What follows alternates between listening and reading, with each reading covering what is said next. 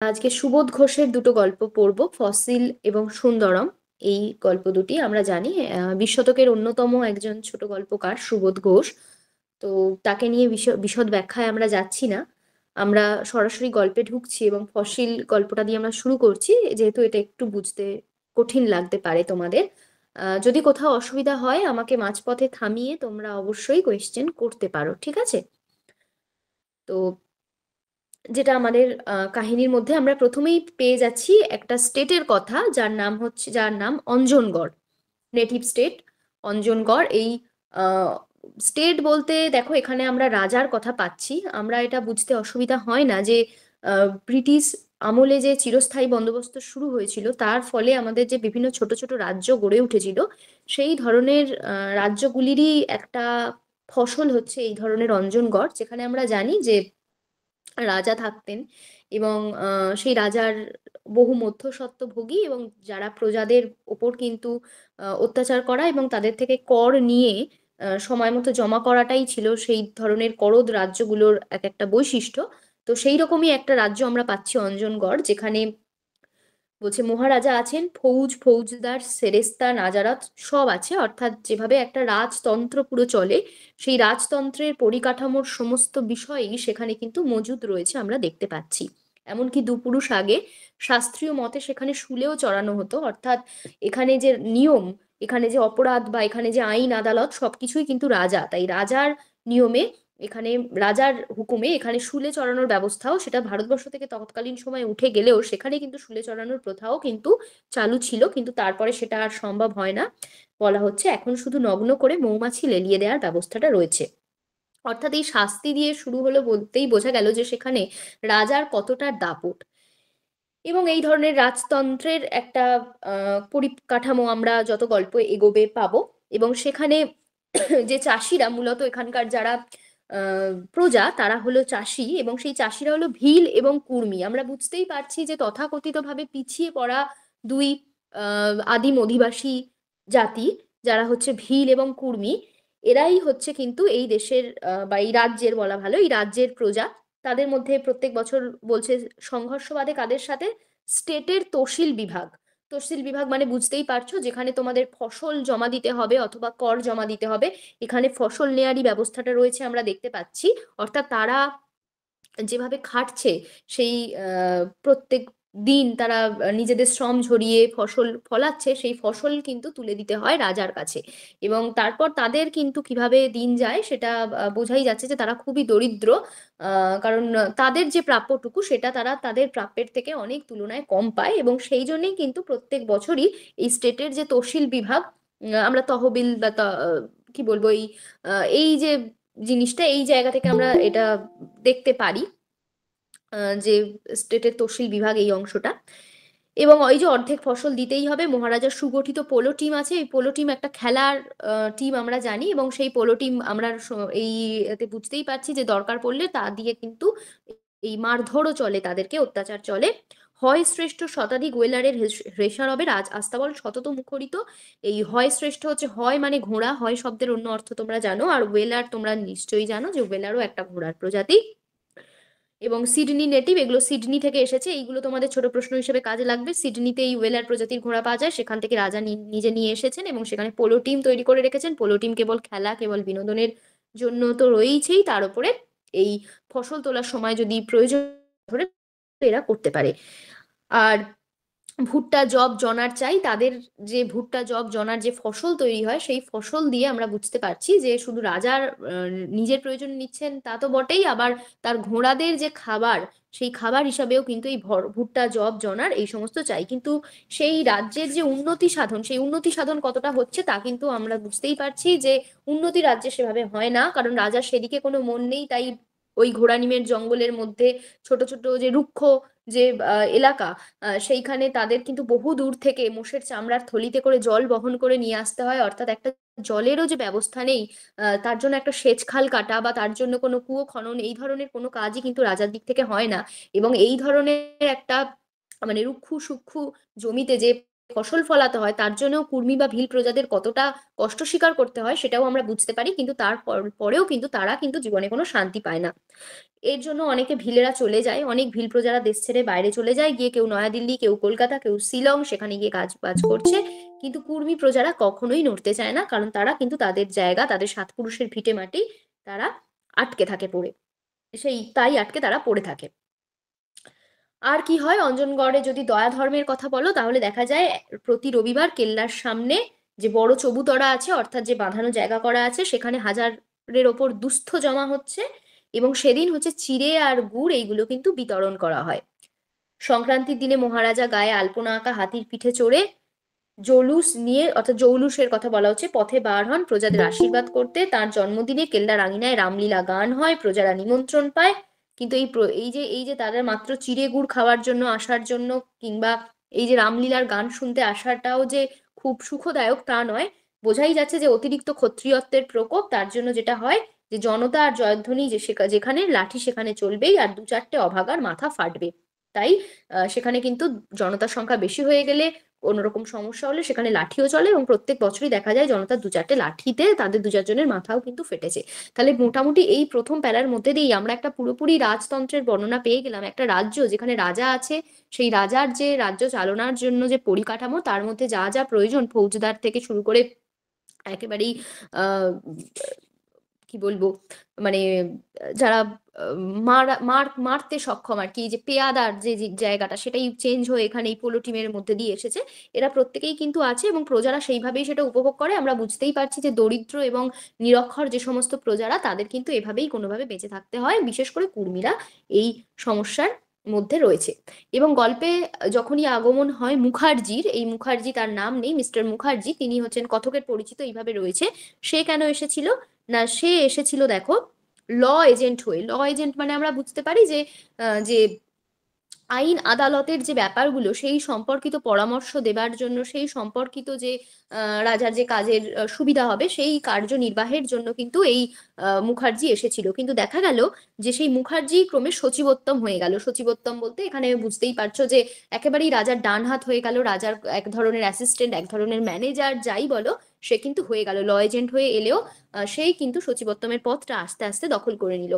এবং সেই দখল করাটা সে যে খুব স্বার্থকেন্দ্রিক ভাবে করেছে তা নয়, বরং কাজ করার ইচ্ছা তার ছিল। যেহেতু যুবক বয়স, আমরা জানি এই যুবক বয়সেই আমাদের বহু কিছু পরিবর্তন করে ফেলার একটা প্রয়াস থাকে, মনে হয় সবকিছু আমূলে বদলে দেব। তাই সেও কিন্তু তাই করলো। সে একটি যুবক ছেলে, সে একটি যুবক, তার আদর্শবাদী, আর সে খুবই আদর্শবাদী, সে আদর্শে বিশ্বাস করে, এবং ছোটবেলায় সে মার্কিনী ডেমোক্রেসি সম্পর্কে পড়েছে।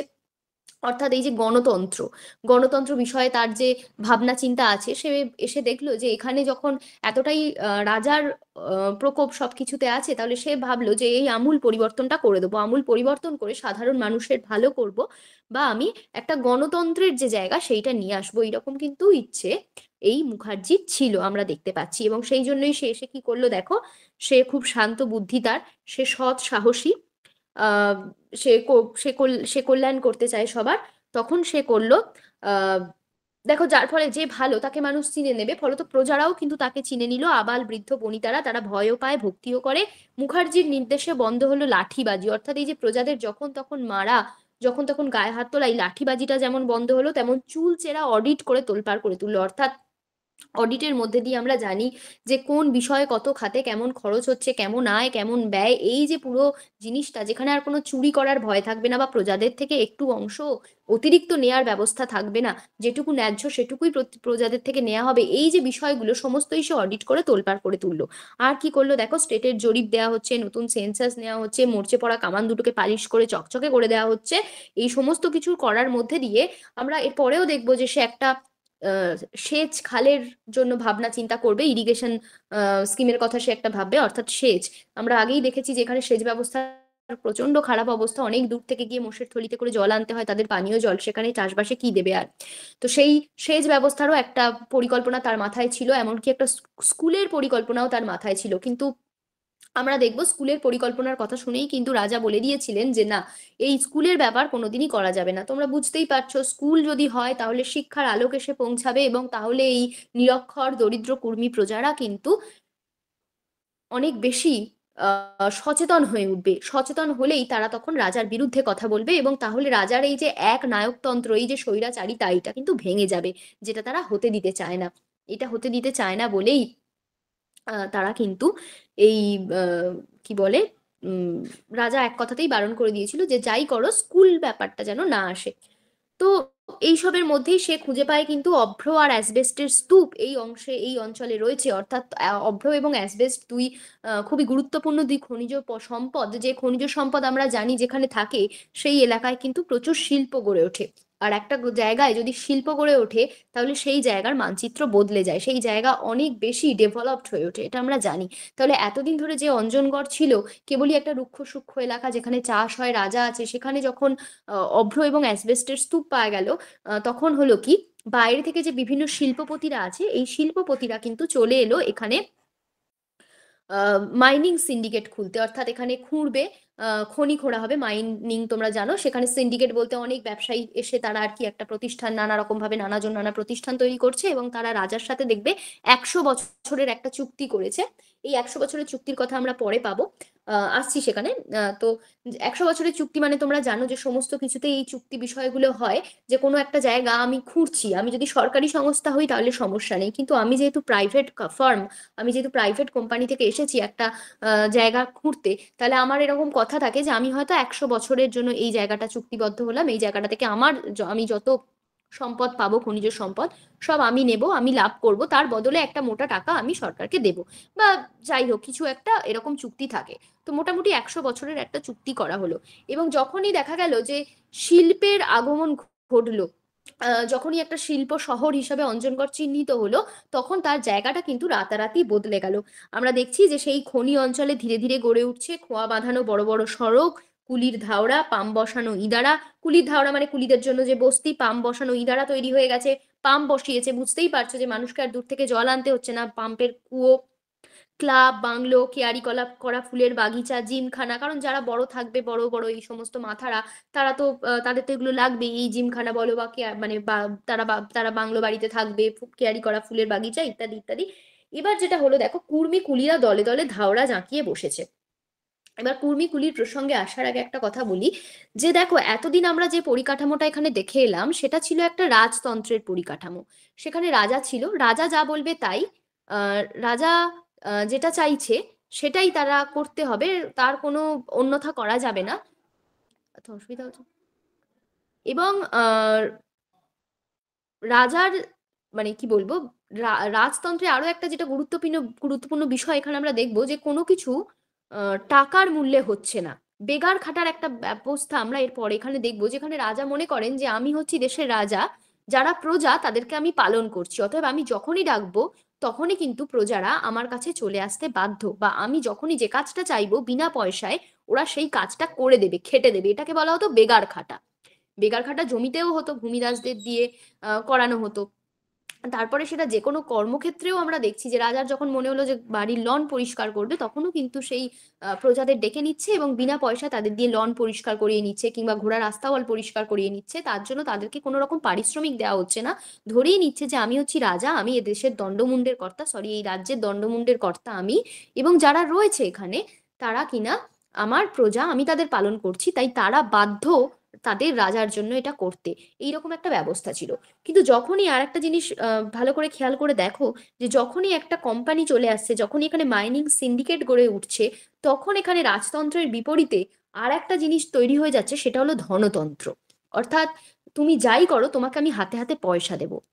এবং দেখো এর ফলে কোম্পানি লাভ করছে প্রচুর, স্বাভাবিকভাবেই তারা করে, কারণ একটা অভ্র এবং অ্যাসবেস্ট তারা যে তুলছে, তুলে সেটার মানে ওয়ার্ল্ড ওয়াইড হোক বা কান্ট্রি ওয়াইড হোক, তারা যে ব্যবসা করছে তাতে তারা লাভে লাল হয়ে যাচ্ছে। এবং তারা যাদের দিয়ে কাজ করাচ্ছে, যেটা এখনো বর্তমান, যাদের দিয়ে কাজ করানো হয় তারা কিন্তু সাধারণ শ্রমিক। সেই শ্রমিকরা যে কাজটা করছে, সে এবার তাদেরকে খুবই অল্প টাকা হলেও, মানে যে টাকা তারা কোম্পানি লাভ করছে তার তুলনায় অতি নগণ্য, কিন্তু যাই হোক তাদের দিয়ে কাজটা করিয়ে নেওয়া হচ্ছে। এখন এই যে তাদের দিয়ে কাজটা করিয়ে নেওয়া হচ্ছে, কিন্তু তাতে যেটা হচ্ছে, তারা যেটুকু টাকাই পাক, কিন্তু তারা হাতে হাতে তাদের শ্রমের মূল্যটা পাচ্ছে। এতদিন তারা চাষ করতো, চাষ করার জন্য কোনো টাকা পেত না। বড়জোর তাদের হয়তো কিছু বীজ ধান দেয়া হতো, সার দেয়া হতো, রাজা কিছু হেল্প করতো। কিন্তু সমস্ত আ যদিও সেই হেল্পের কথা এখানে স্পষ্টভাবে লেখা নেই, হয়তো করতোও না। কিন্তু তবু তাদেরকে ফসলের অর্ধেকটা রাজাকে দিয়ে দিতে হতো। কিন্তু এবার দেখা যাচ্ছে যে ফসলের অর্ধেক তো দেয়ার প্রশ্নই ওঠে না। উল্টে তারা যেটুকু কাজই করুক, তার জন্য কিন্তু তারা নিজেদের মজুরিটুকু পেয়ে যাচ্ছে। এতদিন এই হাতে কাঁচা পয়সা পাওয়ার লোভ বা আমি বিনিময়ে মানে আমি শ্রম দিচ্ছি, তার বিনিময়ে আমি কিছু পেয়ে যাচ্ছি। এই যে পাওয়ার লোভ, এই এই বা পাওয়ার এই যে সুবিধা, এইটা থেকে কিন্তু বঞ্চিত ছিল এতদিন কুর্মী প্রজারা। এই স্বাদটা তারা যখনই আস্বাদন করলো, তখন খুব স্বাভাবিকভাবেই ভাবো কি হবে? তখন মানুষ করবে কি? ভাববে, তাহলে আমি আর বেকার চাষ করে কি করব? বেকার খেটে কি করব? আমি যে এত কষ্ট করে চাষবাস করব এবং সেই চাষবাসের ফলে আমি তো কোনো টাকা ইনকাম করতে পারছি না। উল্টে যে ফসলটা তৈরি করছি সেটাও ঘরে রাখতে পারছি না, সেটাও বিক্রি করা যাচ্ছে না। তার অর্ধেক আমাকে দিয়ে দিতে হচ্ছে রাজাকে। তাহলে আমি যদি তার থেকে আমি যদি এই শিল্পের মধ্যে ঢুকি, আমি যদি একজন শ্রমিক হই, তাহলে আমি নগদ টাকা হাতে পাচ্ছি। যেটুকুই কাজ করি আমি হাতে টাকা পাচ্ছি এবং সেই টাকা দিয়ে আমি আমার রুজি-রোজগার, আমার দিনযাপন আমি করতে পারছি। তাহলে মানুষ স্বাভাবিকভাবেই কি হবে, তাদের এই যে এতদিনের যে স্বৈরাচারী যে রাজতন্ত্রের জায়গাটা ছিল, সেখান থেকে বেরিয়ে তারা কিন্তু কুলি হিসাবে, অর্থাৎ চাষি থেকে বেরিয়ে এসে তারা শ্রমিক হিসাবে, কুলি হিসাবে তারা কিন্তু এই মাইনিং সিন্ডিকেটে দলে, দলে জয়েন করতে লাগলো। এই যে যতদূর বললাম, বলো যে এটার মধ্যে কোনো সমস্যা আছে কিনা এই জায়গাটা বুঝতে? যতদূর আমি বোঝালাম, সবাই বুঝতে পেরেছো? একটু বলো আমাকে। আমরা তারপরে প্রসিড করব।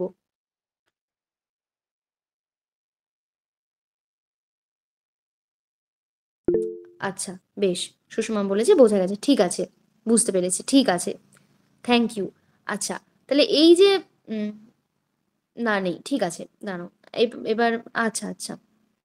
এবার এই যে জায়গাটা হলো, এরপরেই আমরা যেটা দেখছি যে ও কিন্তু ওই মুখার্জি কিন্তু নিজের মতো কিন্তু সে শহরকে ঢেলে সাজিয়ে যাওয়ার চেষ্টা করছে। সে একেবারেই দেখো অঞ্জনগড়ের মানচিত্র টেবিলের ওপর ছড়িয়ে সে ভাবছে যে উত্তর থেকে দক্ষিণে সমান্তরালভাবে ১০টা ওই ক্যানেল তৈরি করবে, সেচ খাল তৈরি করবে ইত্যাদি, ইত্যাদি। যা, যা আছে এইগুলো তোমাদের একটু মনে রাখতে হবে যে ওই প্রত্যেক কুর্মীকে মাথাপিছু কত কাঠা জমি দেবে, কি ধান সেখানে ফলানো হবে, কোন মাসে কি ধান ফলানো হবে, এই যে নানা বিষয়, একটা রবি একটা আউশ আমন এই বছরে ৩ কিস্তিতে ধান তুলবে। অর্থাৎ শিল্প যেমন হয়েছে তার পাশাপাশি সে কিন্তু এগ্রিকালচারের প্রতিও কৃষির কাজের প্রতিও কিন্তু একটা জোর দিচ্ছে এবং আমরা জানি একটা রাজ্যের উন্নতি তখনই হয়। ম্যাম, মিস্টার মুখার্জির ফাংশনটা আরেকবার বলবেন প্লিজ? মিস্টার মুখার্জি এসেছিলেন ল এজেন্ট হয়ে। মিস্টার মুখার্জি এসেছিলেন ল এজেন্ট হয়ে। অর্থাৎ একজন রাজার তো অনেক বিষয়ে আইনি পরামর্শ দরকার হয়, কিন্তু সেই কাজটার পাশাপাশি উনি প্রায় একজন ম্যানেজারের মতো হয়ে গেলেন, সচিবের মতো হয়ে গেলেন। উনি আসলে চাইলেন যে উনি নতুন জয়েন করেছেন, তো তখন আমাদের একটা পাল্টে ফেলার একটা স্বপ্ন থাকে। উনি ভাবলেন যে এই রাজ্যে এত লাঠিবাজি কেন চলবে, প্রজাদের এত দুর্দশা কেন হবে, আমি রাজ্যটাকে স্বপ্নের মতো গড়ে তুলবো। সেই জন্য তিনি করলেন কি, এখানে চাষবাসের কথা ভেবে সেচ খাল, ওই যে ইরিগেশন স্কিম যেটা সেচ সেচ ব্যবস্থা তৈরির একটা ভাবনা চিন্তা করলেন। যদিও সেটা হয়নি, কিন্তু সেটা তিনি প্ল্যানিং করেছেন। এছাড়া একটা স্কুল তৈরির কথা ভেবেছিলেন। এছাড়া ওই যে ভাবলেন যে ফসলের বীজ ধান তাদের দেয়া হবে, প্রত্যেক প্রজাকে ওই মাথা পিছু এত কাঠা করে জমি দেওয়া হবে, বছরে ৩টে ধান তুলতে হবে। অর্থাৎ সুবন্দোবস্ত একটা যাতে হয়, মানে একটা জায়গার যে একটা ফুল প্ল্যানিং সেখানকার ইকোনমিক্যাল ডেভেলপমেন্টের জন্য, সেখানকার যেকোনো ডেভেলপমেন্টের জন্য, সেইটা মানে একজন সুদক্ষ পরিচালকের মতো, সুদক্ষ একজন নেতৃত্বের মতো সেইটা কিন্তু নিজের কাঁধে তুলে নিয়েছিলেন মিস্টার মুখার্জি। এবং অবশ্যই তার বয়স কম, তিনি আদর্শবাদী, সেই রকম জীবনটাকে অনেক কম দেখেছেন, সেই রকম জায়গা থেকেই হয়তো তিনি এই জিনিসগুলো নিজের কাঁধে তুলে নিয়েছিলেন। বোঝা গেছে কি বললাম? কে জিজ্ঞাসা করলে বোঝা গেছে তো?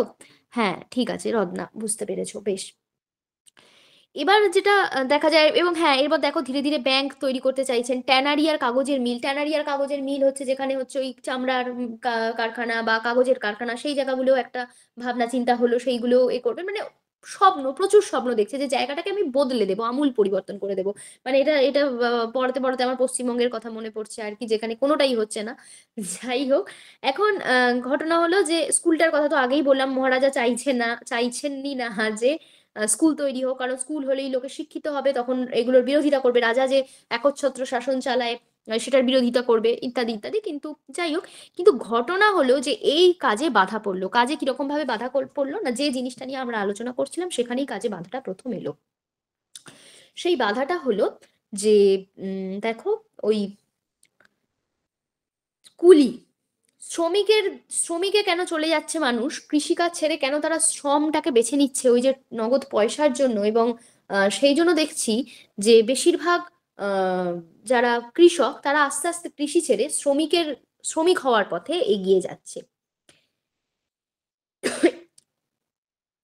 এবং শুধু তাই নয়, আহ, এই সময় দেখা গেল যে রাজার এটা খুব মান সম্মানে লাগছে, কারণ রাজা এতদিন মনে করতেন যে আমি দণ্ডমুণ্ডের কর্তা, আমি টাকা কাউকে দিই বা না দিই, ওরা আমার প্রজা, মানে ওরা আমার কাছে খাটতে বাধ্য। অর্থাৎ মানুষের যে একটা স্বাভাবিক গণতান্ত্রিক অধিকার আছে সেইটাই কিন্তু এখানে কুর্মী প্রজাদের মধ্যে নেই, কারণ এটা একটা রাজতন্ত্রের একটা রাজ্য, রাজতন্ত্র যেখানে চলে এবং রাজা মনে করেন ওরা আমি যা বলবো তাই করবে। ফলত দেখা যাচ্ছে যে তিনি যখন এদেরকে ডাকছেন যে আসো আমার লনটা পরিষ্কার করে দিয়ে যাও, তারা স্পষ্ট বলে যাচ্ছে যে না, আমরা আর বেগার খাটতে পারবো না। এই বেগারই যদি খাটবো তাহলে আমরা খনিতে কাজ করব, তাহলে আমরা টাকা পাবো। তাদের দিক থেকে তারা সঠিক, তারা এই কথাটা বলছে, কিন্তু রাজা সেটা মেনে নিতে পারছে না। কারণ এতদিনের বংশানুক্রমিক ভাবে রাজা সেখানে বসে আছেন এবং তার একটা মান মর্যাদায় লাগছে, তার কিন্তু একটা ইগোতে লেগে যাচ্ছে যে একটা দুদিনের মাইনিং সিন্ডিকেট এসে তারা আমার সমস্ত প্রজাদের নিয়ে চলে যাচ্ছে। এবং আমার যে কৃষিকাজ, এই কৃষি থেকে তো রাজার মূল আয়টা হয়, এবং এই কৃষির কর রাজাকেও আবার, রাজা আবার একটা বেশি অংশ নেন, সেইটাও আবার একটা জায়গায় পাঠাতে হয় ধরো। তাহলে মানে আমাকে সেটা হয়তো পাঠাতে হচ্ছে সরকারের কাছে, তাহলে রাজা তো সেই আয়টা করতে পারছেন না। ফলত রাজা ভিতরে ভিতরে ফুঁসছেন, যিনি মহারাজ। এবার দেখো, ইতিমধ্যে আরেকজনের প্রসঙ্গ আসবে, যিনি হচ্ছেন দুলাল মাহাতো। এই দুলাল মাহাতো সম্পর্কে যদি একটু বলি, তিনিও একজন কুর্মী প্রজা, তিনি দূরে মরিশাসে কাজ করতে গিয়েছিলেন। এগুলো তোমরা, এই ইনফরমেশন গুলো অবশ্যই নিজেরা যখন একাধিকবার পড়বে বা স্যারের নোটস পড়বে তখন মুখস্থ করবে। আমি ইনফরমেশনের থেকে আগে ব্যাপারটা একটু তোমাদের বুঝিয়ে দিই, ঠিক আছে? ইনফরমেশন তো তোমাদের নিজস্ব মুখস্থ করার জায়গা। এবার সে যখন ফিরে আসে, সেও খানিকটা আহ, এসে এই যে আহ, মানুষগুলো আছে তাদেরকে বলে যে ভাই সব, আমি কিন্তু যেখান থেকে এসেছি সেখানে আমি দেখে এসেছি, সেখানেও যে হাতে হাতে কাজ করলে হাতে হাতে মজুরি পাওয়া যায়। তুমি যদি স্টেশনে কুলি হয়ে তাদের যদি মালপত্র বয়ে দাও, সরি, তাহলে তোমাকে হাতে হাতে তারা টাকা দেবে। অর্থাৎ সে কিন্তু একটা চেতনা বয়ে আনছে, যে চেতনা সে বাইরে থেকে বয়ে নিয়ে এলো, সেই চেতনা গণতান্ত্রিক চেতনা, সে চেতনা গণতান্ত্রিক অধিকার। ফলত তার যে আহ, এই যে কুলিদের মজুরির রেট, হপ্তা পেমেন্ট, ছুটি, ভাতা আর ওষুধের ব্যবস্থা, এই ধরনের আবদার মানে দাবিগুলো সে কিন্তু রাখতে পারছে। অর্থাৎ যে সচেতনতা এই প্রজাদের মধ্যে ছিল না, সেই সচেতনতা একে তো সিন্ডিকেট আশায়, মাইনিং সিন্ডিকেট আশায় কিছুটা তৈরি হওয়ার জায়গা চলে এলো। তার উপরে দুলাল মাহাতো যে বৃদ্ধ বয়সে কিছু টাকা এবং এক বুক হাঁপানি নিয়ে দেশে ফিরেছে, সে কিন্তু বলল যে বাইরের নিয়মটা এরকম নয়, এবং আমরা কিন্তু নিজেদের লড়াই করে নিজেদের দাবিটা নিজেরা কিন্তু আদায় করে নেব। এবং সে করলো কি, সিন্ডিকেটের কাছে নানা রকম বলতে শুরু করলো যে এই যে সবাইকে নিয়ে বললো কুলিদের মজুরির একটা রেট বেঁধে দিতে হবে, যে আমরা যদি 10 টাকা পাই তো 10 টাকা, 8 টাকা, 10 টাকা এরকম করলে হবে না, বা আমাদের একটা মানে প্রত্যেক বছর সেটা বাড়ারও ব্যাপার আছে। হপ্তা পেমেন্ট মানে প্রত্যেক সপ্তাহের পেমেন্ট চাই, এমন না যে খাটিয়ে নিলাম 1 মাস বাদে পেমেন্ট করছি, 2 মাস বাদে পেমেন্ট করছি, এমন নয়, বা ফেলে রাখছি। ছুটি চাই দিনে অন্তত, সপ্তাহে অন্তত একদিন। এই যে ছুটির বিষয়গুলো, ভাতা ওষুধের ব্যবস্থা করতে হবে, এই যে বিষয়গুলো। আচ্ছা, এইগুলো কি করে আসে? এগুলোর জন্যই একটা ইউনিয়ন দরকার হয় দেখো। কারণ আমরা যখন একজন মিলে তো এটা করতে পারি না, যখন করি তখন হয় কি সবাই মিলে একত্র হয়ে করি। এখন ইউনিয়ন শব্দটাকে আমরা নানা রকম আঙ্গিকে এখন তৈরি করে ফেলেছি, কিন্তু আসলে ইউনিয়ন মানে একটা সংঘ। তাহলে যখনই আমরা শ্রমিক দল একসাথে হব, একত্র হয়ে আমাদের এই দাবিগুলো পেশ করব, তখনই আমরা হব একটা ইউনিয়ন। তাহলে সেই রকম একটা সংঘবদ্ধ হওয়ার জায়গা কিন্তু দুলাল মাহাতোর হাত ধরে তৈরি হলো, যেটা রাজাও আঁচ করলেন, সিন্ডিকেটের মালিকরাও আঁচ করলো। এখন সিন্ডিকেটের মালিকদের কোনো সমস্যা নেই, সিন্ডিকেটের মালিকরা দেখলো যে ঠিক আছে, দুলাল মাহাতো আমাদের পোষা বেড়াল, দুলাল মাহাতোকে যদি এই কিছু কিছু সুবিধা পাইয়ে দেওয়ার কথা বলা হয়, তাহলে সে আমাদের অনেক বেশি কুলি এনে দেবে, অনেক বেশি শ্রমিক এনে দেবে। এবং যত বেশি শ্রমিক আমাদের আসবে, তত বেশি এবং তত তাড়াতাড়ি আমরা অনেক বেশি অভ্র এবং অ্যাসবেস্ট উত্তোলন করতে পারবো এবং আমরা লাভ করতে পারবো। কিন্তু আমাদের রাজা মশাই, তিনি যে মহারাজ, তিনি কিন্তু এটা পছন্দ করছেন না। কারণ তার বাড়িতে, তার লনে বেগার খাটার মতো, বা তার রাজ্যে তার প্রজা হয়ে থাকার মতো, তার ইগো স্যাটিসফাই করার মতো, বা তাকে ফসল আহ, দেয়ার মতো, বছরে ফসল তুলে দেওয়ার মতো কিন্তু কেউ আর থাকছে না। রাজতন্ত্র ভেঙে পড়ছে এবং ধনতন্ত্র সে কিন্তু ক্রমশ থাবা প্রসারণ করছে। এই যে পার্থক্যটা হয়ে যাচ্ছে, এখান থেকেই সমস্যার শুরু। রাজা কি করেন? রাজা করেন কি, প্রথমেই সিন্ডিকেটের কাছে খবর পাঠান। আমরা দেখি যে সিন্ডিকেটের কাছে গিয়ে প্রথমেই যান কিন্তু মুখার্জি। মুখার্জি তাদের বোঝানোর চেষ্টা করে যে আপনারা যদি সমস্ত লোককে টেনে নেন আপনাদের এই শ্রমের মধ্যে, তাহলে আমরা কোথায় যাব? তাহলে আমাদেরকে যদি টেনে নেওয়া হয়, তাহলে কি বলবো, মানে বলো, মানে তাহলে এগ্রিকালচার বাঁচবে না। তাছাড়া রাজার কথাটাও তো একটু ভাবতে হবে। আপনারা বরং এটা করুন যে আপনারা তো মানে ধরুন আমি কথার কথা বলছি, ধরো ওখানে 100 জন প্রজা আছে, আমরা 50 জন প্রজা নিলাম, এগ্রিকালচারে 50 জন প্রজা রইলো, ঠিক আছে। কিন্তু যদি 80 জন প্রজাই শ্রমে চলে আসে, শ্রমিকে চলে আসে, তাহলে বাকি 20 জন প্রজা কৃষিকাজের শ্রম কি করে দেবে? সেই জন্য সেটা হচ্ছিল না, তাতে রাজারও ক্ষতি হয়। সেই জন্য মুখার্জি তাদের এও বলেছিল যে আপনারা একটা কাজ করুন, আপনারা একটু অনুমোদন করিয়ে নেবেন, কজন শ্রমিককে নিচ্ছেন, কি করছেন, রাজার কাছ থেকে একটু অনুমোদন করিয়ে নিন। কিন্তু তারা এটা চাইলো না।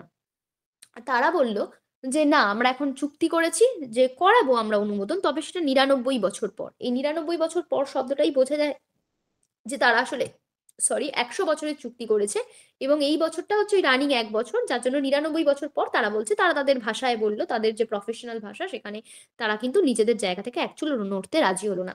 দুলাল মাহাতোকেও এদিকে বোঝানোর চেষ্টা করেছিল, কারণ দুলাল মাহাতোই তো বাকিদের সঙ্গবদ্ধ করছে, কারণ বাকিদের মধ্যে সচেতনতা নেই, এই সচেতনতা ছড়িয়ে দেওয়ার দায়িত্বে আছে মূলত দুলাল মাহাতো। কিন্তু আমরা দেখি যে সেই দুলাল মাহাতোর কথাতেও কিন্তু, মানে মুখার্জির কথাতে দুলাল মাহাতোও কিন্তু নড়লো না। বরং দুলাল মাহাতো বললো যে না, আমরা যেখানে টাকা পাই, আমরা যেখানে সুবিধা পাই, সবই ঠিক আছে, তাই করব আমরা। আর উল্টে দেখো, তাদের এই যে সংঘ যেহেতু হয়ে গেল, তারা আরো কিছু আবদার করতে লাগলো, যেমন তারা রাজার কাছে চেয়ে পাঠালো 1000 টাকা। বললো আমরা একটা মন্দির তৈরি করব এবং সেই মন্দির তৈরি করার জন্য আমাদের 1000 টাকা দিতে হবে। এবার রাজার কাছে, দেখো রাজার ইগোর জায়গাটা কিরকম, রাজার কাছে টাকা চাইবে কুর্মী প্রজারা, এই রকম দিন যে মহারাজকে দেখতে হবে, সেইটা মহারাজের ভাবনার অতীত ছিল। কিন্তু দেখা গেল দুলাল মাহাতের নেতৃত্বে কুর্মী প্রজারা রাজার সমস্ত কথা বাতিল করে, যে আমি আপনাদের লনে এসো আমাকে বেগার খেটে দিয়ে যাও, এও মানছে না, বা তোমরা আমার কাছ থেকে অনুমোদন নিয়ে তবে শ্রমিক হও, তাও মানছে না। উল্টে বলে যাচ্ছে যে আমাদের মন্দির প্রতিষ্ঠা আছে আগামী দিনে, 1000 টাকা রাজ তহবিল থেকে ছাড়তে হবে। এখন এই যে অডাসিটি, রাজার কাছে এই অডাসিটিটা ভীষণই অভিনব, ভীষণই নতুন, যার জন্য তিনি পুরোপুরি দুষলেন এইবার মাইনিং সিন্ডিকেটকে। আর এই মাইনিং সিন্ডিকেট আনার পিছনে রয়েছে মুখার্জি, তাই তিনি মুখার্জিকে কিন্তু দুষলেন এর জন্য। এবং আমরা দেখতে পাচ্ছি যে এই সাহসটা দুলাল মাহাতোর হচ্ছেই বা কি করে। সে বাইরের সচেতনতা নিয়ে এসছে মানে এই নয় যে সে সবটা একা হাতে সামলাতে পারবে, তাহলে দুলাল মাহাতোর এত অডাসিটি এটা হচ্ছেই বা কি করে। না, এই জায়গাটা হওয়াচ্ছেও কিন্তু সিন্ডিকেট ওয়ালারা, কারণ তারা জানে আমাদের প্রজা চাই, আমাদের কুর্মী শ্রমিক চাই। তাই রাজার সাথে আহ, আমরা কোনো টক্করে না গিয়ে, কারণ রাজা তো সেটা অ্যালাউ করবেন না, রাজা তো এত শ্রমিক ছাড়বেনই না। এবং রাজা আমাদের লাভ, তার রাজ্যে বসে আমরা এতটা লাভ করছি, এটা রাজা দেখেননি, মানে এটা রাজা চাইছেন না। কিন্তু সেইটা যদি হওয়াতে হয়, তাহলে আমাকে দুলাল মাহাতো, একজন নেতৃত্ব স্থানীয় ব্যক্তি, তাকে আমাদের হাতে রাখতে হবে। দুলাল মাহাতোকে হাতে রাখা মানে সমস্ত কুর্মী প্রজারাও হাতে আছে, কারণ ওই একজন প্রতিনিধিকে দিয়ে আমরা বোঝাবো আর কি, সেই রকম, মানে যে আর কি নেতৃত্ব স্থানীয়, তাকে বললেই বাকিদের কাজ হয়ে যাবে। ফলত এইভাবে তোমরা বুঝতে পারছো তো যেটা বলতে চাইছি, যে আহ, দুলাল মাহাতো এবং কুর্মী প্রজাদেরকে মাঝখানে রেখে, মানে তাদের শ্রম থেকেই লাভবানটা হওয়া হচ্ছে। এতদিন লাভবান হচ্ছিল রাজতন্ত্র, এবার লাভবান হতে লাগলো ধনতন্ত্র। কিন্তু তাদেরকেই নিষ্পেষণ করে এটা হচ্ছে। তারা একটু সুবিধা পেল, কারণ রাজতন্ত্রে তাদের কোনো রকমই অবস্থা খারাপ ছিল খুবই। সু- এখানে এসে ধনতন্ত্রে হলো কি, তারা তবু কিছু হাতে নগদ পয়সা পেতে লাগলো, তাদের কিছু দুর্ভাবনা তাদের মিটলো। এবং সব থেকে বড় কথা, তাদেরকে কেউ আর ওই অকারণে তাদের গায়ে হাত তুলছে, লাঠিবাজি করছে, বা বেগার খেটে দিয়ে যাওয়ার যে কথা, আমি রাজা মানে আমি তোমাদের পালক, তোমরা বাধ্য আমার কাছে নতজানু হয়ে থাকতে, এই বিষয়টা তাদের মধ্যে আর থাকছে না। তারা একেবারেই যে ব্যক্তি চেতনা, এই জায়গাটা থেকে কিন্তু তারা এসে যাচ্ছে। তাহলে এখন আম, যেটা আমাদের জায়গা, যে রাজতন্ত্র এবং আহ, প্রজাতন্ত্রের এই যে, এই সরি, রাজতন্ত্র এবং ধর্মতন্ত্রের এই যে কনফ্লিক্ট, এই যে দ্বন্দ্ব আমরা দেখতে পাচ্ছি, সেখানে দুলাল মাহাতোকেও কিন্তু খানিকটা ঘুঁটি হিসাবে ব্যবহার করছে সিন্ডিকেটের লোকেরা। এখন যখন বোঝাতে গিয়েছিল মুখার্জিকে দোষী করা হচ্ছে অবশ্যই, কারণ রাজা বলছেন যে তোমার জন্যই এত কিছু হয়েছে, এবং রাজার মানে শুধু যে টাকা পয়সার লস হচ্ছে তা না, তার সাথে সাথে দেখছি রাজার যে মর্যাদা, রাজা মনে করেন যে আমি যে এখানকার দণ্ডমুণ্ডের কর্তা, আমার যে মর্যাদা আছে সেটাও লস হচ্ছে, সেটাও কিন্তু ক্রমশ নিচের দিকে নামছে, যেটাও কিন্তু রাজার প্রচন্ড ইগোতে পাচ্ছে। সব দিক থেকেই রাজা মানে অত্যন্ত বেশি যেন ক্ষতিগ্রস্ত, এবং যার জন্য তিনি মুখার্জিকে আরো বেশি দুষছেন। কিন্তু মুখার্জি যখন সামাল দিতে গেল, দেখলো সবটাই হাতের বাইরে বেরিয়ে গেছে। মুখার্জি সবটাই বুঝতে পারছে যে এই যে ফিউডালি দেমাকে অন্ধ হয়ে যাচ্ছে সবাই, মানে এই যে আহ, এই যে একটা লাইন আছে দেখবে, ফিউডালি দেমাকে অন্ধ আর ইজ্জত কমপ্লেক্সে জর্জর এইসব নগরপালদের তাহলে সামলানো দুষ্কর হবে। ফিউডালি দেমাকে অন্ধ কারা না, ফিউডাল মানে হচ্ছে এই কি বলবো মানে কি বলে, এটা রাজার কথা বলা হচ্ছে। ফিউডাল মানে হচ্ছে যেটা সামন্ততান্ত্রিক ব্যবস্থা, সামন্ততান্ত্রিক ব্যবস্থা মানে খানিকটা এই রাজতন্ত্রকেই বলা হচ্ছে, যেখানে হচ্ছে রাজার ছেলে চিরকাল রাজা হবে, এবং যে কুমোরের ছেলে কুমোর হবে, কামারের ছেলে কামার হবে, অর্থাৎ এই যে সামন্ততান্ত্রিক পরিকাঠামো। এবং আমি রাজা মানে তোমাকে আমার সবকিছু করে দিতে হবে, আমি পিরামিডের শীর্ষে বসে আছি এবং তুমি সমাজের পিরামিডের একদম তলায় বসে আছো, বেসে বসে আছো, এই যে জায়গাটা। এবং তারা হচ্ছে ইজ্জত কমপ্লেক্স, এই যে যেটা বলছি, তাদের একটা ইগো আছে যে আমার থেকে কেন সিন্ডিকেট বড় হয়ে যাবে, তাহলে এদেরকে মুশকিল এদেরকে সামলানো। এবং একইভাবে যখন ওই ম্যাকেন্না, গিবসন, এরা হচ্ছে এই মাইকের বড় আর কি ব্যবসায়ী, তাদের কাছে যখন গেল, দেখো তাদের কাছেও কিন্তু একই উত্তর পাচ্ছে। যেটা বললাম, মুখার্জি কিন্তু বলছে যে সব কুর্মী প্রজাদের লোভ দেখিয়ে আপনারা কুলি করে ফেলেছেন, স্টেটের এগ্রিকালচার তাহলে কি করে বাঁচে বলুন তো। কিন্তু বলছে, ওরা বলছে এগ্রিকালচার না বাঁচুক, ওয়েলথ তো বাঁচছে, অর্থাৎ সম্পদ তো বাঁচছে, এটা অস্বীকার করতে পারেন? গিবসন বিদ্রুপের স্বরে উত্তর দেয়। মুখার্জি বলে তর্ক ছেড়ে কোঅপারেশনের কথা ভাবুন। মুখার্জি যেটা চেয়েছিল যে সহযোগিতা, দুজন শিল্প এবং কৃষি হাত ধরাধরি করে চলবে। তিনি বলেন যে কুলি ভর্তির সময় দরবার থেকে একটু অনুমোদন করিয়ে নেবেন, এই মাত্র মহারাজও খুশি হবেন এবং তাহলে আপনাদেরও নিশ্চয়ই ভালো হবে। কিন্তু ওরা বলল সরি মিস্টার মুখার্জি, বাঁকা হেসে বলল যে এগুলো আমরা এখন করতে পারবো না। যাই হোক, তাহলে এই এই যে পুরো বিষয়টা আমরা যখন দেখছি যে এরকম একটা দুটো মানে একদিকে রাজা পক্ষ এবং একদিকে এই সিন্ডিকেট পক্ষ, এই দুজনের মধ্যে যখন গোলমাল খুব চূড়ান্ত হয়ে উঠেছে, তখন রাজা চাইছেন যে এদেরকে আহ কি বলবো, এদের কিছু একটা খারাপ হোক, এদের কোনো একটা সমস্যা হোক, এবং এরা চাইছে যে রাজার জাপানে হোক, আমার কিছু জানার দরকার নেই। মানে দুজনেই দুজনের বিপরীতে চলে গেল। এবং এই যে সিংহের চোখে জল, এর পিছনে কতখানি অন্তর্দাহ লুকিয়ে আছে তা স্বভাবত শশক হলেও মুখার্জি আন্দাজ করে নিল। অর্থাৎ ওই যে সিংহ বলতে এখানে রাজা, রাজার যে কষ্ট হচ্ছে যে তাকে মানছে না আর কেউ, সেইখানে শশক, মুখার্জি শশক কেন, কারণ মুখার্জি তো আর কোনোদিন রাজা নয়, সে সিংহর মতো হতে পারবে না, কিন্তু সে খরগোশ, কিন্তু মানে সে সাধারণ মধ্যবিত্ত ছেলে, কিন্তু তারপরেও সে বুঝলো যে রাজার এর পিছনে কতটা অন্তর্দাহ লুকিয়ে আছে। এরপর যেটা হয় দেখো, আহ সেটা হলো যে এই যে পুরো দ্বন্দ্ব, এই দ্বন্দ্বের সমাপ্তি হয় একটা দুটো ঘটনার মধ্যে দিয়ে। কি সেই ঘটনা দেখো, রাজার কাছে একদিন খবর আসে, প্রথম খবর, সেটা হলো 14 নম্বর পিঠ ধসেছে, অর্থাৎ একটা খনিগহ্বরে সেখানে কিন্তু ধস নেমেছে। খনিগহ্বরে ধস নামা মানে আমরা জানি যে সেখানে যত 90 জন মেয়ে পুরুষ আর কুলি চাপা পড়েছে, অর্থাৎ সেখানে যারা মহিলা এবং পুরুষ কুলি যারা কাজ করছিল, 90 জন, সংখ্যাটা মনে রাখবে তোমরা, মানে কুর্মী প্রজারা, তারা কিন্তু সেখানে মারা গেছে, তারা কিন্তু চাপা পড়েছে। তাহলে এই যে ধসে পড়লো আহ, কুলি মানে এটা, তাহলে এটা লাভ কার হলো, এতে আনন্দ কার হবে বলো তোমরা? অবশ্যই মহারাজার, কারণ মহারাজা এইবার এই খবরটাকে দেখাতে পারবেন এবং দেখিয়ে সরকারের কাছে রিপোর্ট পাঠাতে পারবেন যে এখানে যে খনির কাজ হচ্ছে তাতে কোনো সেফটি নেই, বা তারা নিশ্চয়ই কোনো ভুলভাল কিছু করছে, তারা যথাযথ ব্যবস্থা না নিয়ে এই রিস্কের সাথে এই কাজগুলো করছে, ঠিকঠাকভাবে নেয়নি মানে ঠিকঠাকভাবে অ্যাক্টিভিটিস করেনি, যার ফলে এতজন কুলিকে মারা যেতে হয়েছে। তাই জন্য রাজা বলেন অতি সুসংবাদ। মহারাজা গালপাট্টায় হাত বুলিয়ে উৎকট আনন্দের বিস্ফোরণে চেঁচিয়ে উঠলেন। ভেবে দেখো, রাজা যদি সত্যিই পালক হবে, তাহলে তার এত প্রজা মারা গেছে ভেবে তার একটু কষ্টও হওয়ার কথা, কিন্তু তার তা হলো না। তার মনে হলো যে এবার প্রজারা বুঝবে, এবং দ্বিতীয়ত এই আহ, মানে এই এই বিষয়টা নিয়ে আমি কিন্তু এই সিন্ডিকেটদের উৎখাত করতে পারার একটা চেষ্টা কিন্তু আমি করব। সেই জায়গা থেকে তারা সে কিন্তু মানে খুবই খুশি হলো। কিন্তু রাজার জন্য একটা দুঃসংবাদ অপেক্ষা করেছিল, সেটা কিরকম না, সেটা হলো যে বিনা টিকিটে কুর্মীরা লকড়ি কাটছিল, জঙ্গলের রেঞ্জার তাদের বাধা দেয়, তাতে রেঞ্জার আর গার্ডদের কুর্মীরা মেরে তাড়িয়ে দেয়। অর্থাৎ দেখো এতদিন তো সবকিছু রাজার পারমিশনে হতো, কিন্তু রাজার ওখানে যে জঙ্গল আছে সেই জঙ্গলের গাছের কাঠ কাটতে গেছিল কুর্মীরা, এবং কুর্মীরা কোনো কথা শুনছিল না, নিজেদের মতো কোনো পারমিশন ছাড়াই গাছে, মানে এতদিনে তাদের সাহস বেড়ে গেছে তাই জন্য তারা গাছটা কাটতে গেছে। এবং কাটতে গেছে বলে জঙ্গলের যে রেঞ্জার ছিল, যে আর কি সেখানে যে আহ ভারপ্রাপ্ত আর কি কর্মচারী ছিল, তারা বাধা দিয়েছে। তাতে কি হয়, কুর্মীরা তো সংখ্যায় অনেক, রেঞ্জার গার্ড কি করবে, অল্প সংখ্যক রেঞ্জার আর গার্ড, কুর্মীরা সেই রেঞ্জার আর গার্ডদের মেরে তাড়িয়ে দিয়েছে। এবং এর ফলে কি হয়েছে, যে ফৌজদার ছিল সে রেগে গিয়ে গুলি চালিয়েছে। সেই গুলি চালিয়ে মরেছে 22 জন আর ঘায়েল 50-এর ওপর। ঘোড়ানিমের জঙ্গলে সব লাশ এখনো ছড়িয়ে পড়ে আছে। তাহলে দেখো, যে একদিকে সিন্ডিকেটের জায়গা থেকে ধস নেমে তারা যথাযথ ব্যবস্থা নেয়নি, তারা লাভটাই দেখেছে, কুলিদের সেফটির কথা তারা ভাবেনি, তারা যথেষ্ট ব্যবস্থা না নিয়ে কাজটা চালাচ্ছিল বলে সেদিকে যেমন ধস নেমেছে, সেই জন্য রাজা লাফিয়ে উঠেছিলেন যে আমি তাহলে এবার এটা রিপোর্ট করতে পারবো এবং এই রিপোর্টটা দেখিয়ে আমি কিন্তু সিন্ডিকেটের সর্বনাশ করতে পারবো। অন্যদিকে এই সময় রাজার যে ফৌজদার, সে রাজার জঙ্গলে মানে জঙ্গল, সেই রাজ্যের জঙ্গল, তাদের গাছ কাটা নিষেধ, কিন্তু যখন কুর্মী প্রজারা সেখানে গাছ কাটতে এসেছে তারা বারণ করেছিল, তাদের তো এখন তো তারা অনেকটাই নিজেদের সচেতন হয়ে গেছে তাই তারা গাছ কাটতে এসেছিল, কিন্তু তাদের তারা তারা কি করে, জঙ্গলের যে রেঞ্জার এবং গার্ডদের ছিল তাদের মেরে পাঠিয়ে দিয়েছে।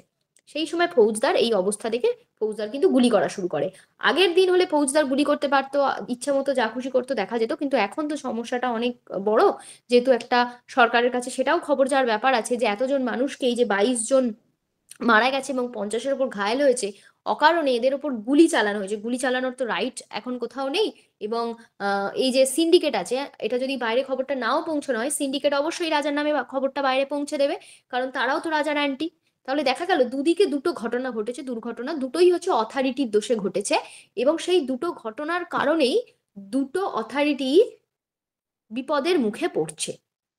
এই অবধি তোমরা বুঝতে পারলে কিনা বলো, যতটুকু আমি বললাম। রিপিট করতে হলে সেটাও বলবে। কোথাও বুঝতে সমস্যা কিছু?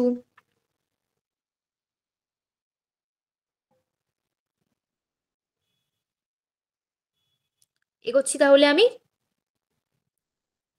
আচ্ছা, হ্যাঁ, দেখতে পেয়েছি মেসেজ, ঠিক আছে। তাহলে এবার যেটা দেখা যায় যে আহ, এই সময় মুখার্জি বলেন যে প্রথমেই আটকাতে হবে মাহাতোকে। কারণ মাহাতোকে কেন, কারণ ওই যে মাহাতো হচ্ছে নেতৃত্ব, আমরা জানি যে একটা নেতা খুব প্রয়োজন হয়। এখন নেতা শব্দটা বললেই আমাদের মনের মধ্যে যদিও একটা নেগেটিভ জিনিস কাজ করে, কিন্তু আসলে নেতা তো খুব প্রয়োজন, কারণ এই ধরো এত বড় আজাদ হিন্দ ফৌজ বাহিনী, সেটা নেতাজি না থাকলে তো কখনো সম্ভব হতো না। তো মানে ওই আর কি, মানে একজন তো দরকার হয় অধিনায়ক, যে সবটাকে সামাল দেবে।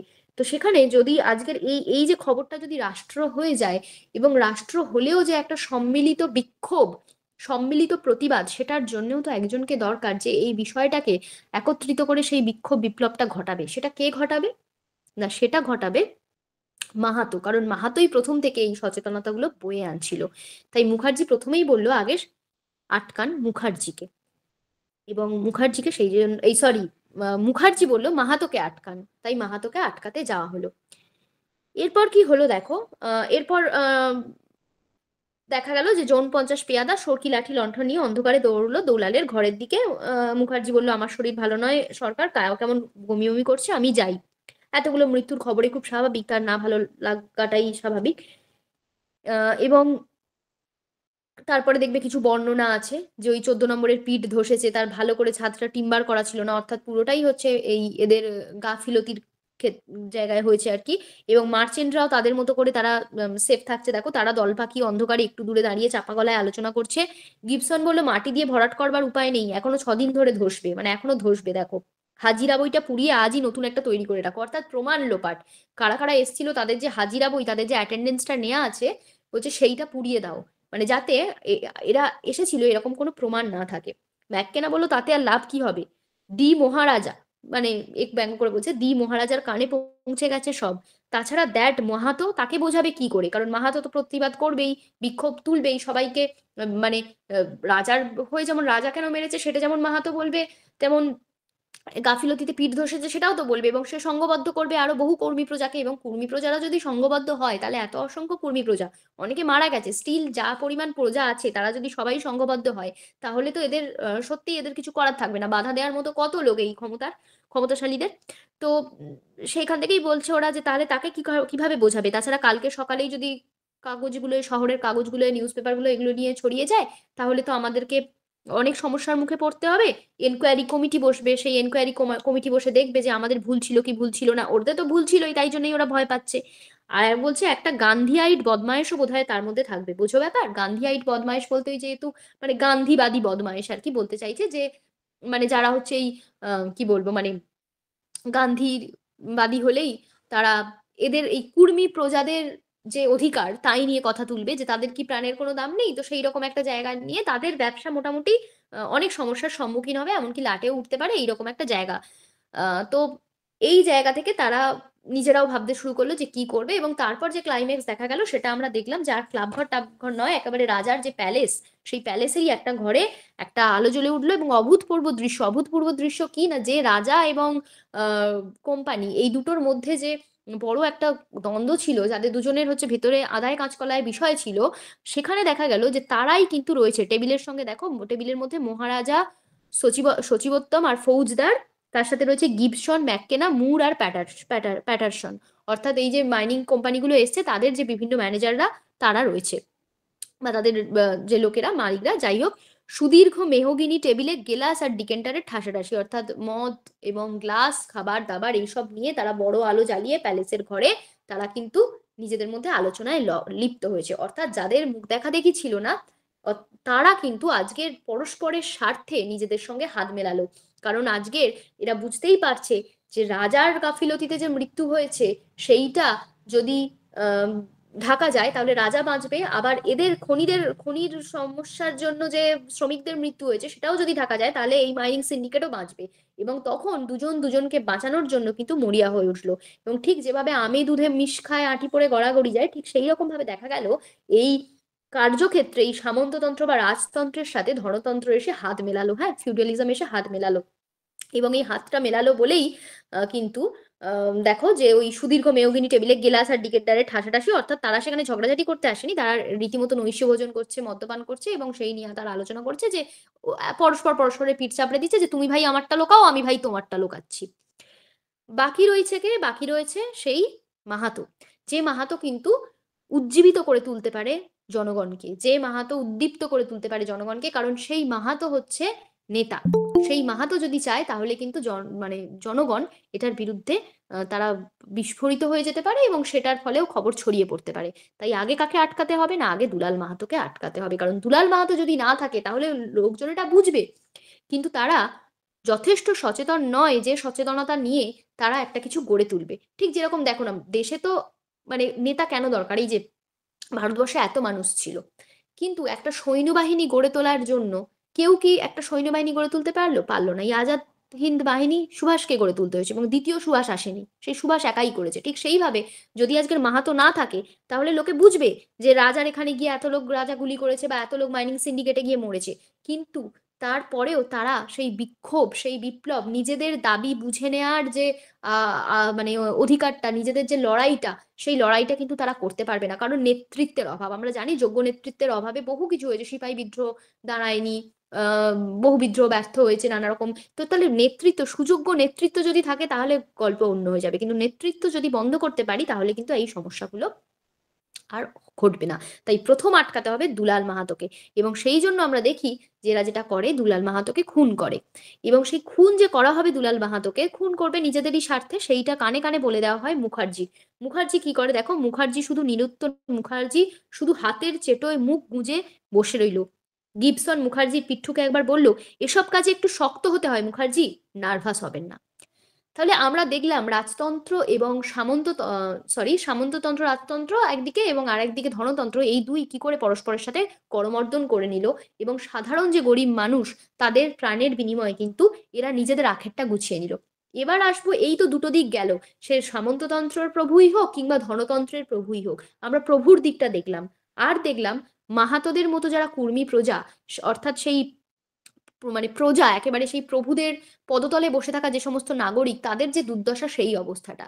কিন্তু এদের মধ্যে মুখার্জিকে, এবং কথক মুখার্জিরই কেন বন্ধু, এবং মুখার্জি কেন ইম্পর্টেন্ট না, এবং মুখার্জি কেন মুখে হাত দিয়ে বসে থাকে সবকিছু জেনেও, কিন্তু মুখার্জি কিন্তু প্রথম বলেছিল যে দুলাল মাহাতোকে আটকান।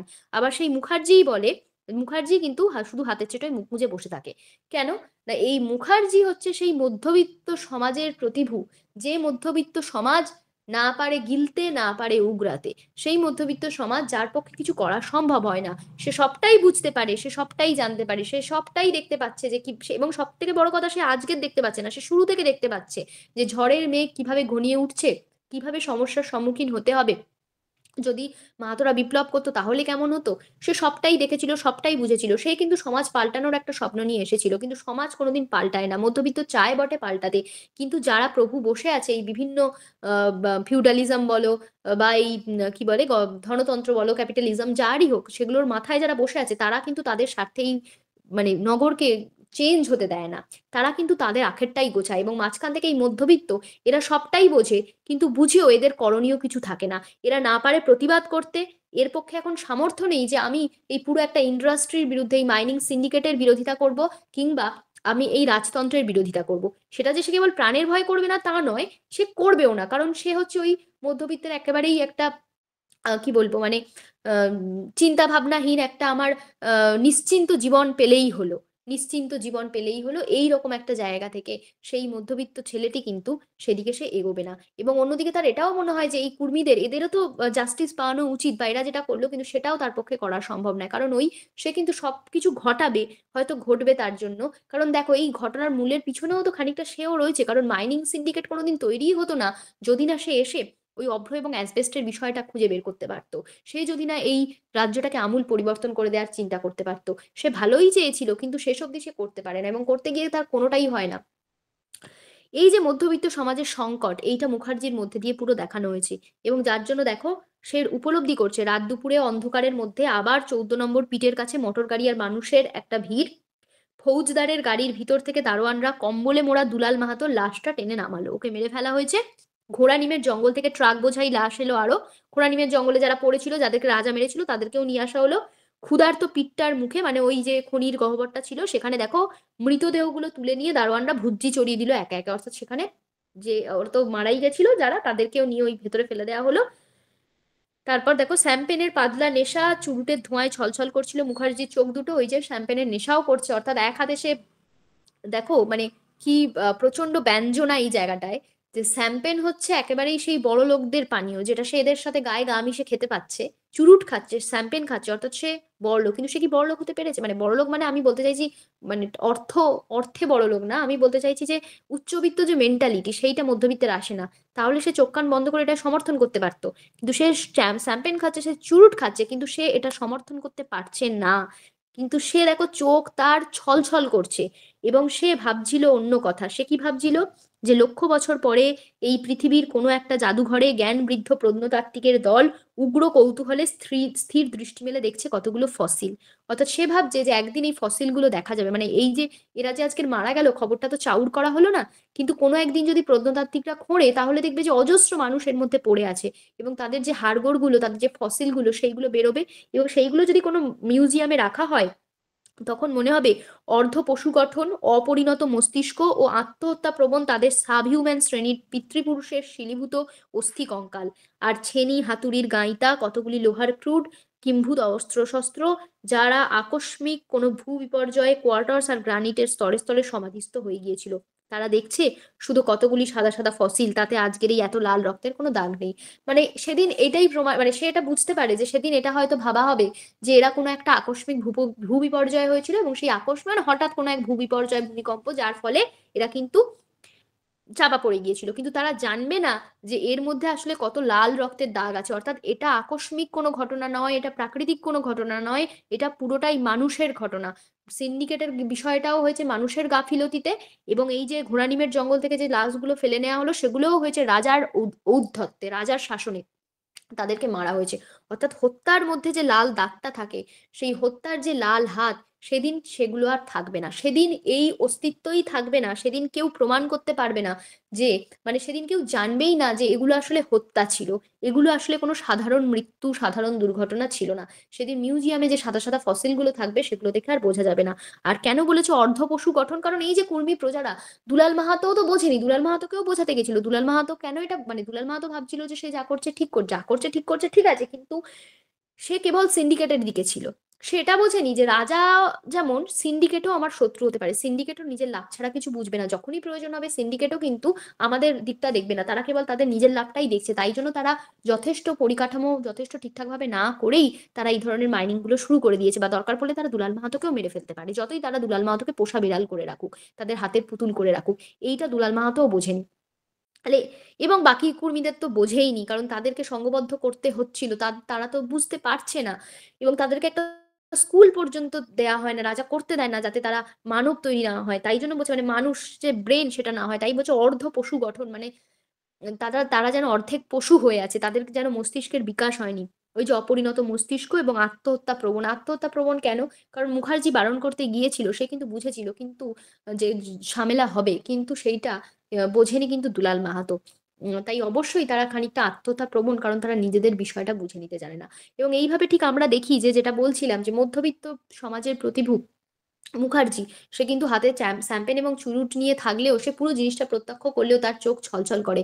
সে একদিকেও মানে এদিকেও যেতে পারে না, ওদিকেও যেতে পারে না। সে মধ্যবিত্ত সত্যি সত্যিই মাঝামাঝি একটা, তার আদর্শের যে জায়গা ছিল, সেই আদর্শের জায়গা থেকে সে সব পরিবর্তন করতে গিয়েছিল, কিন্তু এখন তাকে তার আদর্শ থাকা সত্ত্বেও তাকে সবটা দেখে মুখ বুজে চুপচাপ মেনে নিতে হচ্ছে। এই যে তার অসহায় অবস্থা, এই যে তার অবস্থা, এটাই চিরকাল মধ্যবিত্তের মধ্যে হয়ে আসে, এবং আমরা জানি 20 শতকের ম্যাক্সিমাম ছোট গল্পে এই মধ্যবিত্তের টানাপোড়েন আমরা খুবই দেখবো। তোমাদের যদি কখনো মনে হয়, এই মানে এই সুবোধ ঘোষেরই আরো একটা এই ধরনের গল্প আছে, যেটা হচ্ছে ওই, বলো যা আম, এ বাবা আমি ভুলে গেলাম কেন, আচ্ছা দাঁড়াও, ফসিল, আর আর একটা গল্প ছিল সুন্দরম না, ম্যাম, জানি না। সুন্দরম। হ্যাঁ, বলো বলো। সুন্দরম, সুন্দরম।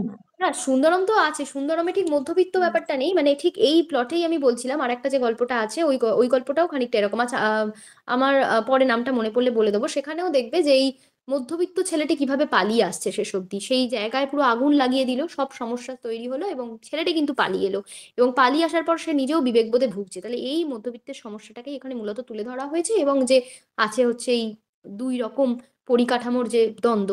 এবার তোমরা এখান থেকে যেগুলো পড়বে সেটা হচ্ছে, তোমাদের তো আর এগুলো ব্যাখ্যা করতে দেবে না, কিন্তু তোমাদের গল্পটা বুঝে রাখলে তোমাদের পড়তে সুবিধা হয়।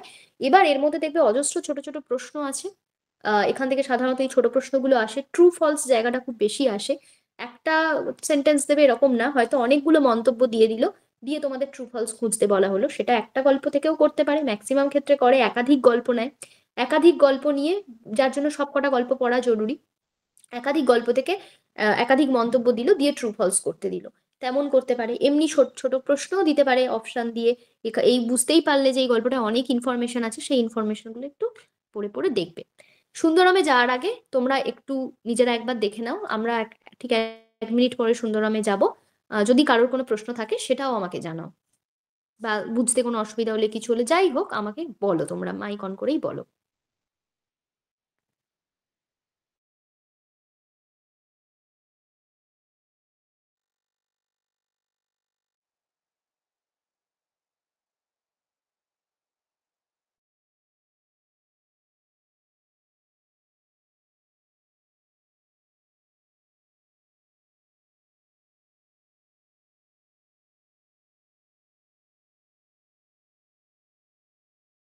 বুঝতে পেরেছো তো সবাই?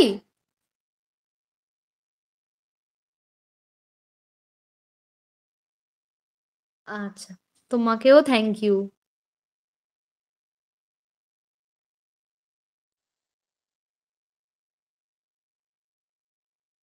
আচ্ছা, তাহলে এবার আমরা সুন্দরমের দিকে যাই। সুন্দরম গল্পটা তুলনামূলকভাবে অনেক সহজ। মানে এই আগের গল্পটা থেকে তো বটেই, যার জন্য তোমরা নিজেরাও পড়ে নিশ্চয়ই বুঝতে পেরেছো। সেটাও আমরা ব্রিফলি আলোচনা করে যাচ্ছি। সুন্দরম গল্পটাতেও প্রচুর প্রচুর ইনফরমেশন আছে, যেগুলো তোমাদের মুখস্থ করতে হবে, সেগুলো আমি পরে আসছি। আগে যেটা বলার সেটা হচ্ছে, সুন্দরম শব্দটা দেখো সংস্কৃত শব্দ আবার নেওয়া হয়েছে, মানে সুন্দর বলতেই পারতো, আবার শেষে একটা ময় হসন্ত যোগ করেছে। কেন যোগ করেছে? কারণ এইটার মধ্যে দিয়ে আমরা একটা শাস্ত্রীয় সুন্দর এই বিষয়টা পাচ্ছি। তাহলে সুন্দর কোনটা? কাকে আমরা কাকে আমরা সুন্দর বলবো? এইরকম একটা জায়গা কিন্তু আমাদের ১ম এই প্রশ্নচিহ্ন উঠে যাচ্ছে। এবং সুন্দর বলতেই আমাদের ১ম এই যেটা মাথায় আসে যে বিয়ে, পাত্র দেখা, পাত্রী দেখা এই যে বিষয়টা এইখান থেকে আসে।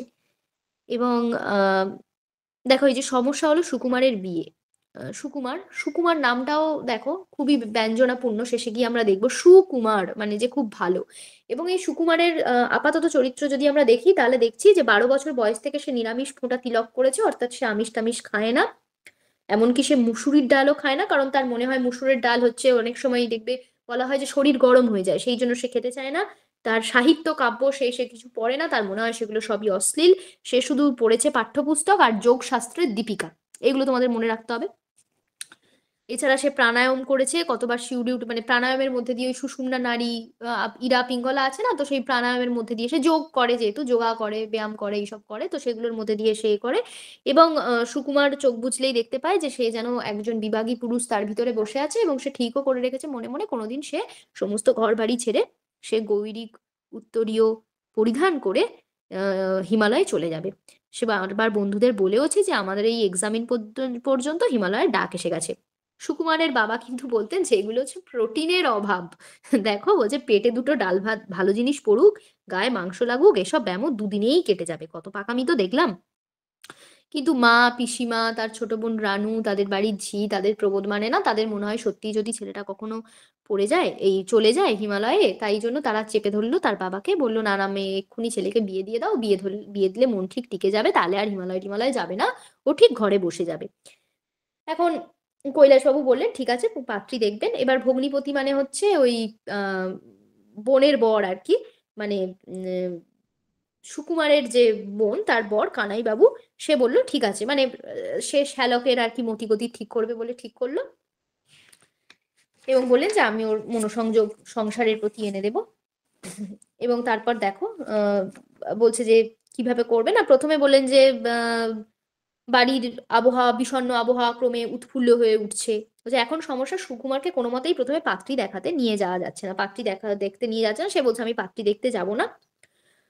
তো তখন সেই জন্য কি করবে? তো তখন ১ম এই ওকে উপন্যাস পড়তে দিল। বলল, তুমি উপন্যাস পড়ো, গল্প পড়ো।" এবার তখন উপন্যাসের মধ্যে যে ওই ধরো কি বলবো? মানে উপন্যাসের মধ্যে যে প্রেম ইত্যাদি বিষয়গুলো আছে সেগুলো পড়ে যদি ওর একটু চোখ খোলে। তো কানাইবাবু করলেন কি শ্যালককে উপন্যাস পড়তে দিলেন।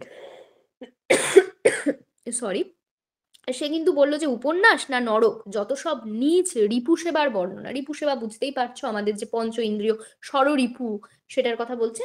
যে সমস্ত রাত ঘুম হয়নি এখনো গা ঘিনঘিন করছে। অর্থাৎ সুকুমার পুরোপুরি মানে রিজেক্ট করল। সে বলল যে অর্থাৎ আমরা বুঝতে পারছি যে তার যেন এই বিষয়গুলোই ভালো লাগে না। মানে তার এই যে আ শারীরিক বিষয় ইত্যাদি প্রেম এই বিষয়গুলোই তার ভালো লাগে না। সে এগুলোকে বলল গা ঘিনঘিন করছে এগুলো তার ভালো লাগলো না।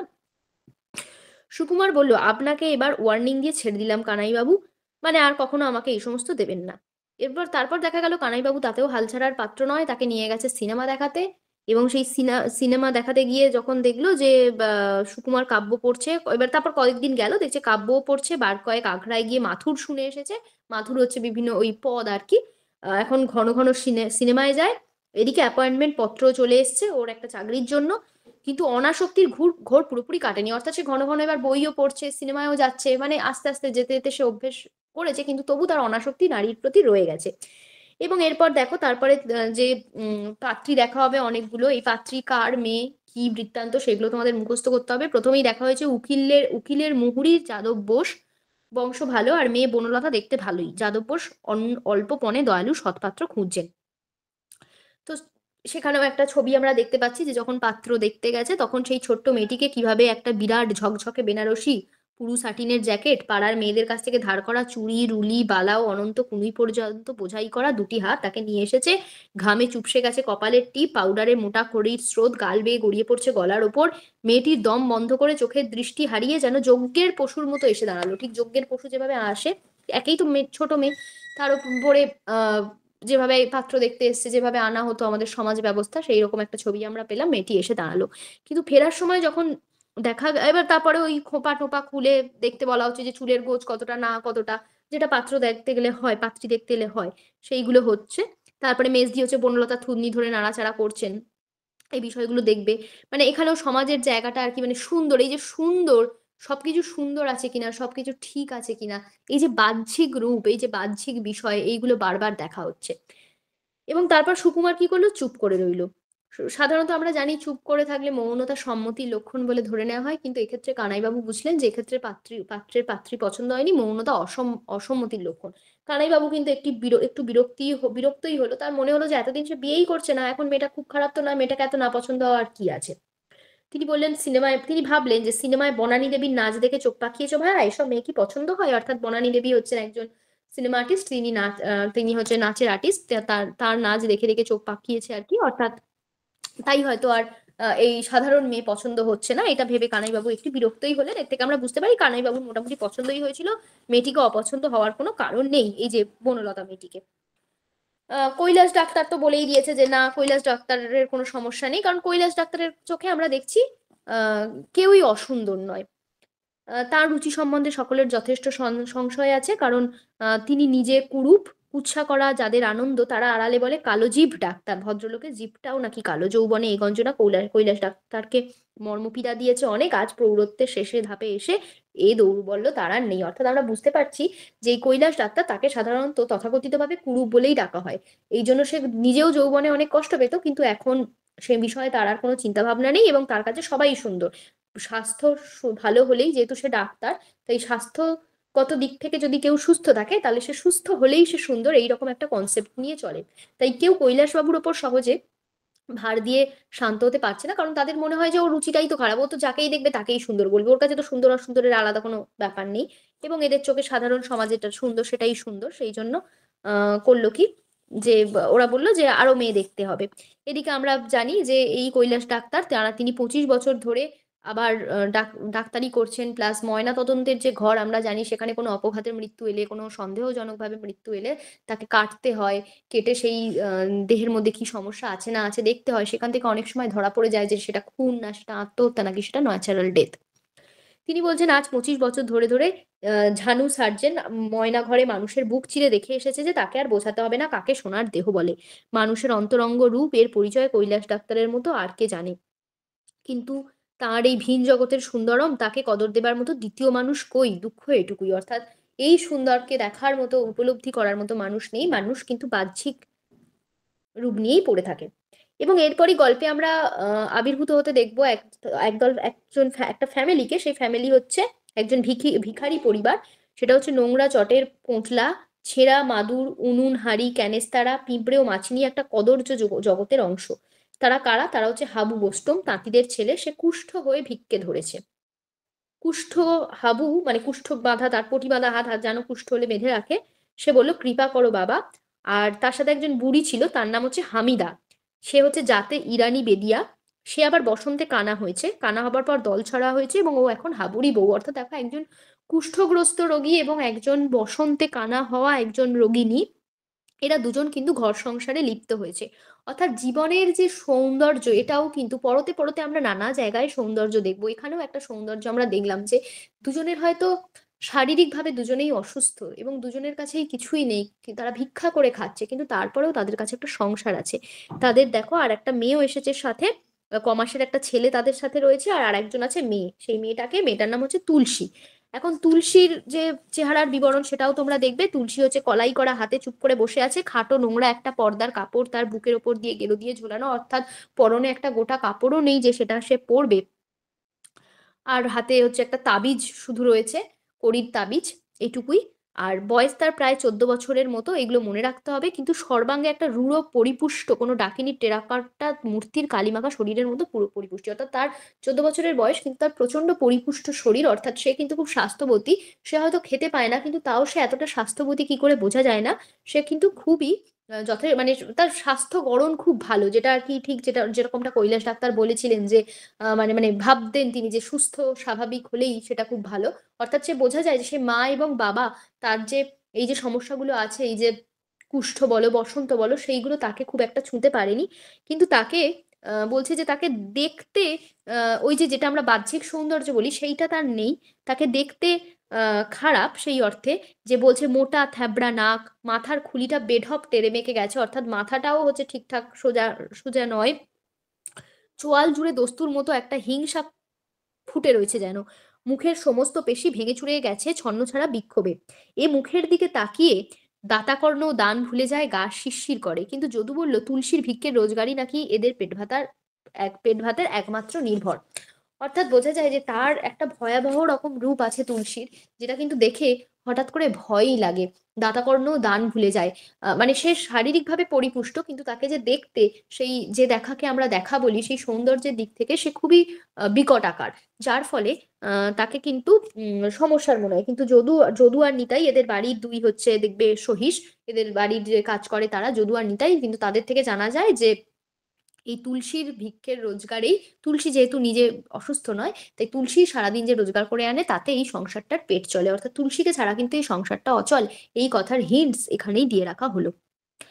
একে দেখে সবারই একটু খারাপ লেগেছে। তা পিসিমা বলল যেতে বল যেতে বল, গা ঘিনঘিন করে, অর্থাৎ মানুষটাকে সামনেও দেখতে পাচ্ছে না, বলছে গা ঘিনঘিন করে, যেতে বল। কেউ বলছে, আর রানু বলছে আমার ছেঁড়া ফ্লানেলের ব্লাউজটা দিয়ে দিই, এই শীতে তবু ছেলেটা বাঁচবে। কেউ বলছে হ্যাঁ দে দে, একটা শাড়ি, ছেঁড়া শাড়িও দে, বয়স হয়েছে মেয়েটার, লজ্জা তো রাখতে হবে। তো এইসব তারা এসেছিল কেন, তারা ভিক্ষে করতে যে এসেছিল খুব একটা তা নয়, কিন্তু তারা এসেছিল কারণ তারা হচ্ছে ওই, তাদের যে মূল বিষয় ছিল সেটা হলো যে মিউনিসিপ্যালিটি এদের বস্তি ভেঙে দিয়েছে, দেশি মদের একটা নতুন ভাটিখানা সেখানে হবে, বস্তি ভেঙে সেখানে একটা মদের ভাটিখানা হবে শহরে এলাকায়, তাই এদের থাকার আর হুকুম নেই। হাবু কান্নাকাটি করলো যে একটা সার্টিফিকেট দিন, মুচিপাড়ার ভাগাড়ের পিছনে থাকবো, দীননাথের দিব্যি, দীননাথ বলতে ঠাকুরের দিব্যি করছে, কৃষ্ণের দিব্যি করছে, হাট বাজারে ঘেসবো না কখনো। ও তুলসী ভিক্ষে কাটবে, ওর তো রোগ বালাই নেই। অর্থাৎ এই বস্তি থেকে যদি তারা শহরের দিকে চলে আসে, বস্তি ভেঙে দিয়েছে, অন্য লোকরা অন্য জায়গাটাও চলে আসতে পারবে, কিন্তু তাদের তো আসার জায়গা নেই, কারণ তাদেরকে মানুষ তো বয়কট করবে, কারণ মনে করা হচ্ছে যে তাদের ছোঁয়াচে রোগ। সেই ছোঁয়াচে রোগের ভয়ে তারা ডাক্তারের কাছে সার্টিফিকেট নিতে এসছে যে আমরা একটু হাট বাজারের পিছন দিকে থাকবো, একটা সার্টিফিকেট দিয়ে দিন, আমরা তাছাড়া আমরা তো মিশি না মানুষের সাথে, তুলসী যায়, তুলসী ভিক্ষে করে, তুলসী ভিক্ষে করে এনে আমাদের খাওয়ায়। কৈলাস ডাক্তার বললো ঠিক আছে তোরা যা, দেবো। এবার কৈলাস বাবু কিন্তু ওরা চলে যাওয়ার পর বললো যে দেখলে তো সুন্দরী তুলসীকে, ওরও বিয়ে হবে, যে বিয়ে বিয়ে ওরও বিয়ে হয়ে যাবে জানো। ঝি উত্তর দিল বিয়ে হবে না কেন, সবই হবে, তবে সেটা তো আর সত্যিই বিয়ে নয়। অর্থাৎ ঝিয়ের বক্তব্য ছিল কি, সত্যিই বিয়ে নয়, অর্থাৎ কি বলবো, মানে কেউ কোনো প্রয়োজনে তাকে বিয়ে করবে, বা সে হয়তো নিজের টাকার প্রয়োজনে, আর্থিক প্রয়োজনে সে হয়তো দেহ ব্যবসা করবে, এইরকম একটা ইঙ্গিত কিন্তু ঝি দিল। কিন্তু কৈলাসবাবু কিন্তু এই অর্থে বলেনি, কৈলাসবাবু বলেছিলেন যে, বলতে চেয়েছিলেন যে সে সত্যিই পরিপুষ্ট এবং একদিন বিয়ে তো সবারই হয়, তারও একদিন বিয়ে হবে, এই অর্থে বলতে চেয়েছিলেন। যাই হোক, এরপরেও আমরা দেখবো নন্দ দত্তের বোন দেবপ্রিয়াকে দেখা হলো। আহ তাও দেখছি তারও মেয়েদের প্রাচুর্য, একটু মোটা সোটা, দেখে নেবে এগুলো, যে ভারী ভুরু দুটোতে যেন তিব্বতী উপত্যকার ধূর্ত একটু ছায়া, প্রচ্ছন্ন এক মঙ্গলিনী, এরকম একজন, মানে মঙ্গলিনীর মতো একজন আমরা ওই মানুষকে দেখলাম। দেবপ্রিয়ার গলা মিষ্টি, গান গায় ভালো, কিন্তু সুকুমার এটাতেও হ্যাঁ না কিছুই বললো না, অর্থাৎ এ বোঝা গেল এ মেয়ে তার পছন্দ নয়। পিসিমাও বললেন যে নন্দরা বংশে খাটো, তাছাড়া শুধু গলা দিয়েই তো আর সংসার করা যায় না, বংশ বিত্ত শিক্ষা রুচি সবই দেখতে হবে, সুন্দরী হলেই শুধু চলবে না, সবই দেখতে হবে। আর সুন্দরীটা হওয়াই চাই, কারণ সৌন্দর্য একটা দেবসুলভ গুণ। এরপর কি, এরপর দেখা গেল অনাদি সরকারের মেয়ে অনুপমা, সে গেল সুশিক্ষিতা এবং সুসুন্দরী। সে একটু রোগা হয়তো, কিন্তু তার সাথে সেই তার যে চাল চলন সুরুচি, তার সাথে সেই মানে স্লিম ব্যাপারটা মানিয়ে যায়। কিন্তু দেখো সেটাও কিন্তু সুকুমারের কোনো হ্যাঁ না কিছুই বললো না, সুকুমার সেখানেও চুপ করে আছে। তখন রানু প্রতিবাদ করলো, তার বোন বললো যে না ম্যাচ হবে না, যা ঝিরকুটে চেহারার মেয়ে। পিসিমা বলল ভালোই হলো, জানি তো যা কিপটে এই অনাদি চাষা, বিনা খরচে কাজ সারতে চায়, পাত্র যেন পথে গড়াচ্ছে। দৈবজ্ঞী মশাই এসে পিসিমাকে স্মরণ করিয়ে দিলেন পাত্রীর রাশি আর গণ খুব ভালো করে মিলিয়ে দেখবেন পিসিমা, ওসব কোনো তুচ্ছ করার জিনিস নয়, সবই গ্রহের কৃপা কৃপা ইত্যাদি ইত্যাদি বলবে, যে পতাকা দৃষ্টি নেই, কেতুর দশা চলছে, এইগুলো সব তোমাদের মনে রাখতে হবে মোটামুটি। আহ এবং এর মধ্যে দেখবো যে এই আহ, কৈলাসটা যখন মেয়ে দেখা চলছে, কাউকেই পছন্দ হচ্ছে না, তখন আমরা একদিন দেখবো কিন্তু যে কৈলাস ডাক্তার কি করেছে, একদিন হঠাৎ আবার তুলসীকে তাদের বাড়িতে, তাদের বারান্দার ফুল গাছের টবের পাশে দেখতে পাচ্ছে যে তুলসী এসেছে। তো কৈলাস ডাক্তার বলছে যে হয়তো আবার এসেছে, হয়তো ভিক্ষে করতে এসেছে, কিংবা চুরি চামারি করবে বলে এসেছে, অভাব আছে তো, ঘুপটি মেরে কেমন যেন বসে আছে। যদু এসে বলছে যে নিশ্চয়ই চুরির ফিকিরে বসে আছে। কৈলাস ডাক্তার বললেন যাকে গালমন্দ করিস নি, খিড়কির দৌড়ে গিয়ে বসতে বল, যে খিড়কির দৌড়ে গিয়ে বসো, কিছু যদি কিছু চায় টাকা পয়সা দিয়ে দিতে হবে। তারপর কানাই বাবুর সাথে আবার আমরা মানে অর্থাৎ তুলসী যে তাদের বাড়িতে এসছে সেই একটা ঘটনা আমরা দেখলাম। এরপর কানাই বাবুর সাথে কথাবার্তা হচ্ছে, কানাই বাবুকেও বললো যে তোমরা যে কি রকম সুন্দর খোঁজো আমরা তো বুঝতে পারি না বাবা। এবং এই যে সুন্দরম বিষয়টা, সুন্দরম বিষয়টা হচ্ছে সংস্কৃত কাব্য থেকে যদি নেওয়া হয়, এই যে সংস্কৃত শব্দ বলেছিলাম, সেখানে সুন্দরী নায়িকার একটা আলাদা আছে দেখবে, যে যে তিল ফুল নাসা, নাক কোনোদিন তিল ফুলের মতো হতে পারে, বা আকর্ণ লম্বিত চোখ, আকর্ণ লম্বিত মানে কি, চোখ নাকি এত দূর টানা টানা হয়ে যাবে। এইরকম নানা রকম সংস্কৃত কাব্যে নায়িকাদের তো রয়েছে। এই যে পদ্মপত্র যুগ্ম নেত্র পরশয় শ্রুতি, এইটাও পদ্মপত্র মানে কি, পদ্ম পাতার মতো টানা টানা চোখ, এবং সেটা নাকি যুগ্ম নেত্র, যুগ্ম নেত্র মানে দুটো চোখ জুড়া, দুটো চোখের মধ্যে কোনো ফাঁক নেই, এবং পরশয় শ্রুতি মানে কান স্পর্শ করছে। তাহলে এবার মানে ইনি বলছেন, কৈলাসবাবু কানাইকে বলছেন, বলছেন যে ভাবো তো, যদি সত্যি সত্যি এই শাস্ত্রের বর্ণনাই যদি সৌন্দর্য হয়, এবং এটা যদি সত্যিকারের কোনো মানুষের মধ্যে দেখা যায়, তাহলে সেটা কি চিজ হবে বলো দেখি। অর্থাৎ সত্যি সত্যি ভেবে দেখো, ভয়েই করবে যে কোনো মানুষের চোখ নাকি পুরো দুটো চোখ জোড়া, এবং সেখান থেকে শুরু হয়ে নাকি এই কান অব্দি এসেছে, তাহলে তো সেটা ভয়েরই বিষয়। তো সেই নিয়ে তারা খুব মজা করবেন, আমরা খানিকটা দেখবো। এবং যাই হোক, সেখান দিয়ে বলবে যে এইভাবে কিছু হয় না। তিনি বলছেন যে যদি একবার, এবার তিনি যেহেতু পোস্টমর্টেমের ডাক্তার, তিনি বলছেন যে চামড়া যদি না থাকে আর কি গায়ের ওপরে, তাহলে শুধু হাড় দেখে কোনটা আলপাইন, কোনটা নেগ্রিটো, কোনটা প্রোটো অস্ট্রালয়েড, এই সমস্ত কোনটা কোন বংশের আহ কঙ্কাল, সেটা বোঝা যায় না, যেটা আমরা অ্যানথ্রোপোলজিতে পড়ে থাকি আর কি। বলছে যে সেই জিনিসটা কিন্তু বোঝা যায় না। তো এই নিয়ে তাদের একটা কথা হয়, এবং বলে জানো কানাই, সবাই আড়ালে আমাকে কালো জীব বলে, বর্বরার গাছে ফলে একটা বাজে ট্যাবু ছাড়বার শক্তি নেই, সভ্যতার গর্ব করে, আধুনিক হয়েছে যত সব ফাজিলের দল, ওই যে বাজে ট্যাবু, যে ওই কালো এবং ফর্সা, তাই তাকে যে বলে যে জীবটাও নাকি কালো, বলছে এই এই একটা বাজে ট্যাবু, ফর্সা কালো, এটারও ট্যাবু ছাড়ার সব শক্তি নেই, এরা আবার সভ্যতার গর্ব করে। যাই হোক, আমরা বুঝতেই পারছি যে তিনি সৌন্দর্যের যে সত্যতাটা দেখেছেন, সেই সত্যতাটা স্বাভাবিকভাবেই কেউ দেখতে পাচ্ছে না আর। এরপর দেখো, এরপর যেটা হয়, মমতাকে দেখা হয়। সেই মমতাকে দেখে কৈলাস ডাক্তার শেষ অবধি খুশি হয়ে বাড়ি ফিরলেন, কারণ তিনি বললেন যে এই যা দেখেছি, এটাই আমার সব ঠিক আছে, একেই আমার পছন্দ হয়েছে, সত্যদাসের মেয়ে মমতাকে দেখে আমি কথা একরকম পাকা করে দিয়ে এসেছি। কিন্তু মমতার রূপ কেমন না, ঘুটঘুটে অমাবস্যার মতো ঘনকৃষ্ণ গায়ের রং, সমস্ত অবয়বে সুপেশল কাঠিন্য, মণিবন্ধ কনুইয়ের মজবুত অস্থিসজ্জা, আর হাতে পায়ে রোমঘন পারস্য পুরুষকেও লজ্জা দেয়। অর্থাৎ খুবই গায়ের রং কালো, এবং সুপেশল কাঠিন্য মানে একরকম কাট কাট চেহারা, এবং সেটার হাতে পায়ে এত পুরু লোম যে পারস্যের যে পুরুষ, তাদের যে হাতের পায়ের লোম বড় বড়, তাদেরকেও লজ্জা দিয়ে দেবে, এরকম একটা ব্যাপার। চুলও তার প্রচুর, গায়ে লোম বেশি, চুলও বেশি, খুব স্বাভাবিক, নীলগিরি চূড়ার ওপর যেন স্নিগ্ধ মেঘের স্তবক। কিন্তু দেখো, এই যে এদের প্রত্যেকের সৌন্দর্যকেই সুবোধ ঘোষ কিন্তু উপমা দিয়ে তুলনা করেছেন। সেই সৌন্দর্য আমাদের চোখে যতটাই আনন্যাচারাল হোক না কেন, যতটাই তথাকথিত সৌন্দর্যের থেকে ডিফারেন্ট হোক না কেন, তিনি প্রত্যেকটাকেই কিন্তু খুব সুন্দর উপমা দিয়ে তুলনা করেছেন। এবং সত্যবাবু বললেন যে হ্যাঁ, বড় পরিশ্রমী মেয়ে, কারণ স্বাস্থ্য ভালো, ছাত্র জীবনে প্রতি বছর স্পোর্টসে প্রাইজ এনেছে ইত্যাদি। কিন্তু মেয়ে দেখে সুকুমার মুখ ভার করে শুয়ে রইল। রানু বলল, এ নিশ্চয়ই রাক্ষসগণ পিসিমা। তো কারোরই পছন্দ হলো না। পিসিমা একটু বিবর্ষ হয়ে বললো, হ্যাঁ সেই তো কথা, বড্ড হট্টাকট্টা চেহারা, না হলে তো বরপণ ভালো দিচ্ছিল, দান সামগ্রীও ভালো দিচ্ছিল। তবু কৈলাস ডাক্তার তোড়জোড় করেছেন, কারণ মমতার সঙ্গে এই বিয়ের একরকম ঠিক। এইবার শক্ত হয়েছেন তিনি, 10 জনের 10 কথার চক্রে আর ভূত সাজতে পারবে না। কিন্তু কখনো যা হয়নি তা হলো। কি হলো না, সুকুমার এতদিন চুপচাপ ছিল, কিন্তু শেষে সুকুমার প্রকাশ্যে বিদ্রোহ করলো, এবং সুকুমার জানালো যে ওখানে যদি আমার বিয়ে ঠিক হয়, তাহলে আমি যুদ্ধে সার্ভিস নিচ্ছি। অর্থাৎ দেখো, এতদিন হিমালয়ে হচ্ছিল, এবার তার মেয়ে একদমই পছন্দ হলো না, সে বলে আমি যুদ্ধে সার্ভিস নিয়ে নেবো।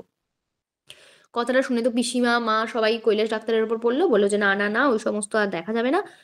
তখন কৈলাসবাবু বললেন যে সৎপাত্রী চাও না সুন্দরী পাত্রী? তার মা বললো যে সুন্দরী পাত্রী। বললো বেশ, তাহলে আমায় লিখে দাও সুন্দরী কাকে বলে, আমি সেই ফর্দ মিলিয়ে এনে দেবো। তো তখন ওরা বললো যে আর তোমাকে দেখতে হবে না, এবার আমরাই মেয়ে দেখে নিচ্ছি, তুমি দায়মুক্ত হয়ে যাও, আমরাই দেখে নিচ্ছি বলে এবার তারাই হচ্ছে মেয়ে দেখার চিন্তা শুরু করলো। এবং তারপরেও কৈলাস ডাক্তার আবার একদিন দেখলেন যে তুলসী তাদের বাড়িতে এসেছিল, এবং যদু ডোম আর নিতাই সহিস মিলে তুলসীকে ঘাট ধরে হিড় হিড় করে টেনে বাগানের ফটক দিয়ে বার করে দিচ্ছে। তো তারা বললো যে কি ব্যাপার নিতাই? তারা বলছে যে পয়সা দেয়নি বলে দাদাবাবুর ঘরে ঢিল ছুঁড়ছিল, আর এই দেখুন আমার হাত কামড়ে দিয়েছে। কৈলাস ডাক্তার বললেন, বড্ড বার বেড়েছে ছুরির, ভিখারির জাত তো, দয়া করলেই কুকুরের মতো মাথায় চড়ে। কেবারই দেখছি মাস 3-4 থেকে শুধু এদিকেই নজর, এবার এলে পুলিশেই ধরিয়ে দিবি। তুলসী ফটকের বাইরে গিয়েও মত্তা বাতুলির মতো, মত্তা বাতুলি মানে মত্ত হাতির মতো, কটা ইটপাটকেল ছুঁড়ে চলে গেল। কৈলাস ডাক্তার বললেন, সবসময় ফটকে তালা বন্ধ করে রাখো। এবং এই দিন সন্ধেবেলা দেখা গেল যে কৈলাস ডাক্তার অত্যন্ত খুঁজে খুঁজেও হ্যাঁ, সেদিনও কৈলাস ডাক্তার সন্ধ্যেবেলা বাড়ি ফিরলেন এবং দেখলেন যে অন্ধকারে চোরের মতো পা টিপে টিপে সরে পড়ছে তুলসী। এবং সেদিনও কৈলাস ডাক্তার খুব বিরক্ত হলেন, ভাবলেন কি চুরি করতে এসেছিল মেয়েটা, অন্ধকারে এরকম পা টিপে টিপে সরে পড়ছে। এবং তারপর তিনি দেখলেন তার যে বেলেডোনার শিশিটা, সেই বেলেডোনার শিশিটা হারিয়ে গেছে। এবং সেদিন তারপর তিনি খবর পেলেন যে তার বাড়ির লোক একটা মেয়ে দেখে মেয়ে ঠিক করেছে। সে হলো জগৎ ঘোষের মেয়ে। সে হচ্ছে সুকুমার আর সবারও পছন্দ হয়েছে। বংশে, শিক্ষায়, গুণে কোথাওই কোনো ত্রুটি নেই। কৈলাস ডাক্তার বললেন যে, "ঠিক আছে, ভালো হয়েছে। বুঝা গেছে তোমরা কল্পতরু পেয়েছো। আপনাকে আজ রাত্রে আশীর্বাদ করতে যেতে হবে।" কৈলাস ডাক্তার বলল, "তা যাবো। তবে আজকে রাত্তিরে আমার কিছু পোস্টমর্টেম এর কাজ আছে। সেইগুলো আমি করে নিয়ে আসি। ৩ টে লাশ এসেছে। তাদেরকে ময়নাতদন্ত করে নিয়ে আসি। করে নিয়ে আমি যাবো।" ময়নাতদন্ত করতে এসে আমরা যে গল্পের ক্লাইম্যাক্স, সেই ক্লাইম্যাক্সে পৌঁছাবো এবং সেখানে আচ্ছা, আমি গল্প আর বেশি, তোমরা নিশ্চয়ই সবাই গল্পটা পড়েছো। গল্প আমি আর বেশি বিবরণ না দিয়ে আমরা বলে দিই যেটা হলো। তারপর একটু ব্যাখ্যা করব। সেটা হলো যে পোস্টমর্টেম এ যে লাশ এসেছিল তার মধ্যে ২ টো ছিল পোড়া লাশ। সেই ২ টো নিয়ে আর বেশি ঘাঁটাতে হয়নি। বাকি যে লাশটা এলো, অবাক হয়ে দেখা গেল সেই লাশ হলো তুলসীর। এবং ডাক্তারবাবু তার সমস্তটাই দেখলেন। তিনি অবাক হয়ে গেলেন যে, যেই সকালবেলায় মেয়েটি ছিল, মেয়েটা এরই মধ্যে কি করে মারা গেল? এবং তারপর এই যে করাতের ২ পোঁচে খুলিটা ভাগ করলো। তারপরে ওই স্বনিঃশ্বাসে হাতে ছুরি ফোঁস, ফোঁস করে স্বনিঃশ্বাসে নেচে কেটে চলল লাশের ওপর। গলাটা চিরে দেওয়া হলো। মানে যা, যা দেখার দরকার ডাক্তারের পোস্টমর্টেম করার জন্য যা, যা কর্তব্য সেইভাবে তিনি আস্তে, আস্তে হার্ট দেখছেন যে হার্ট ফেল হয়েছিল কিনা, কিছু হয়েছিল কিনা। এই যে সাঁড়াশি দিয়ে পটপট করে পাঁজরগুলো উল্টে দিলেন ডাক্তার। তারপর দেখলেন চোখ দেখলেন। চোখে দেখলেন যে নিশ্চল ২টি কনীনিকা যেন নিদারুণ অভিমানে নিষ্প্রভ হয়ে আছে। শুকিয়ে কুঁচিয়ে গেছে চোখের শ্বেতপটল, সুজলা অশ্রুশীলা নাড়িগুলো অতিস্রাবের বিষণ্ণ। তিনি বুঝলেন যে মেয়েটি মরার আগে প্রচণ্ড কেঁদেছিল। কৈলাস ডাক্তার বললেন। যদু বলল, "হ্যাঁ হুজুর, কাঁদবেই তো। সুইসাইড কিনা করে ফেলে তো ঝোঁকের মাথায়, তারপর খাবি গায়ে আর কাঁদে।" তখন বলছে, "গলা টিপে কেউ মারেনি তো?" বলে আবার গলা-টলা সবই দেখছে, দেখছে না আঘাতের কোনো চিহ্ন তো নেই। আর গলা টিপে মারলে যেটা হবে সেটা হচ্ছে হার্টের যে সমস্যা সেটা বোঝা যাবে। কিন্তু দেখলেন যে গুচ্ছ, গুচ্ছ অম্লান সরলজ্জু, শ্বাস বহা নালীটাও তেমনি প্রফুল্ল, অর্থাৎ শ্বাসনালীটাও ঠিকঠাক আছে। তারপর দেখছে মানে যে লালা গ্রন্থি সেটা দেখছে প্রচুর পিচ্ছিল। সুস্পষ্ট গ্রসনিকা। বলছে, "এত লালা? মরার আগে মেয়েটা খুব খেয়েছে পেট ভরে।" ওরা বলছে, "হ্যাঁ হুজুর, ভিখিরি তো খেয়েই মরে।"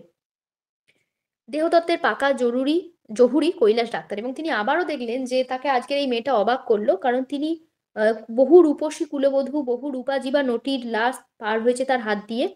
তিনি তাদের অন্তরঙ্গ রূপটা দেখেছেন, অর্থাৎ ভেতরের যে স্বাস্থ্য দেখেছেন যে সেটা হচ্ছে ফিকে ফ্যাকাশে ঘেউ। কিন্তু তুলসী হার মানিয়েছে সকলকে। অদ্ভুত। কারণ তুলসীর যে অন্তরঙ্গ যে পরিপুষ্টি সেটা অত্যন্ত ভালো। আমরা আগেও দেখেছিলাম, যার জন্য তার বাহ্যিক রূপটা ভালো হয়েছিল। তার ভিতরে কিন্তু কোনো সমস্যা নেই। সবই দেখলেন যে কোথাও কোনো সমস্যা যখন দেখছেন, যখন কোনো পাচ্ছে না ধমনী থেকে শিরা থেকে সবকিছুই, তখন শেষ অবধি আ আ তারা বলল যে এবার কি বলে? তারা বলল যে একটু ওই যদুনিতাই বলল যে, "ওখানে কিছু নেই। আপনি একটু দেখুন যে" কোথায় গেল?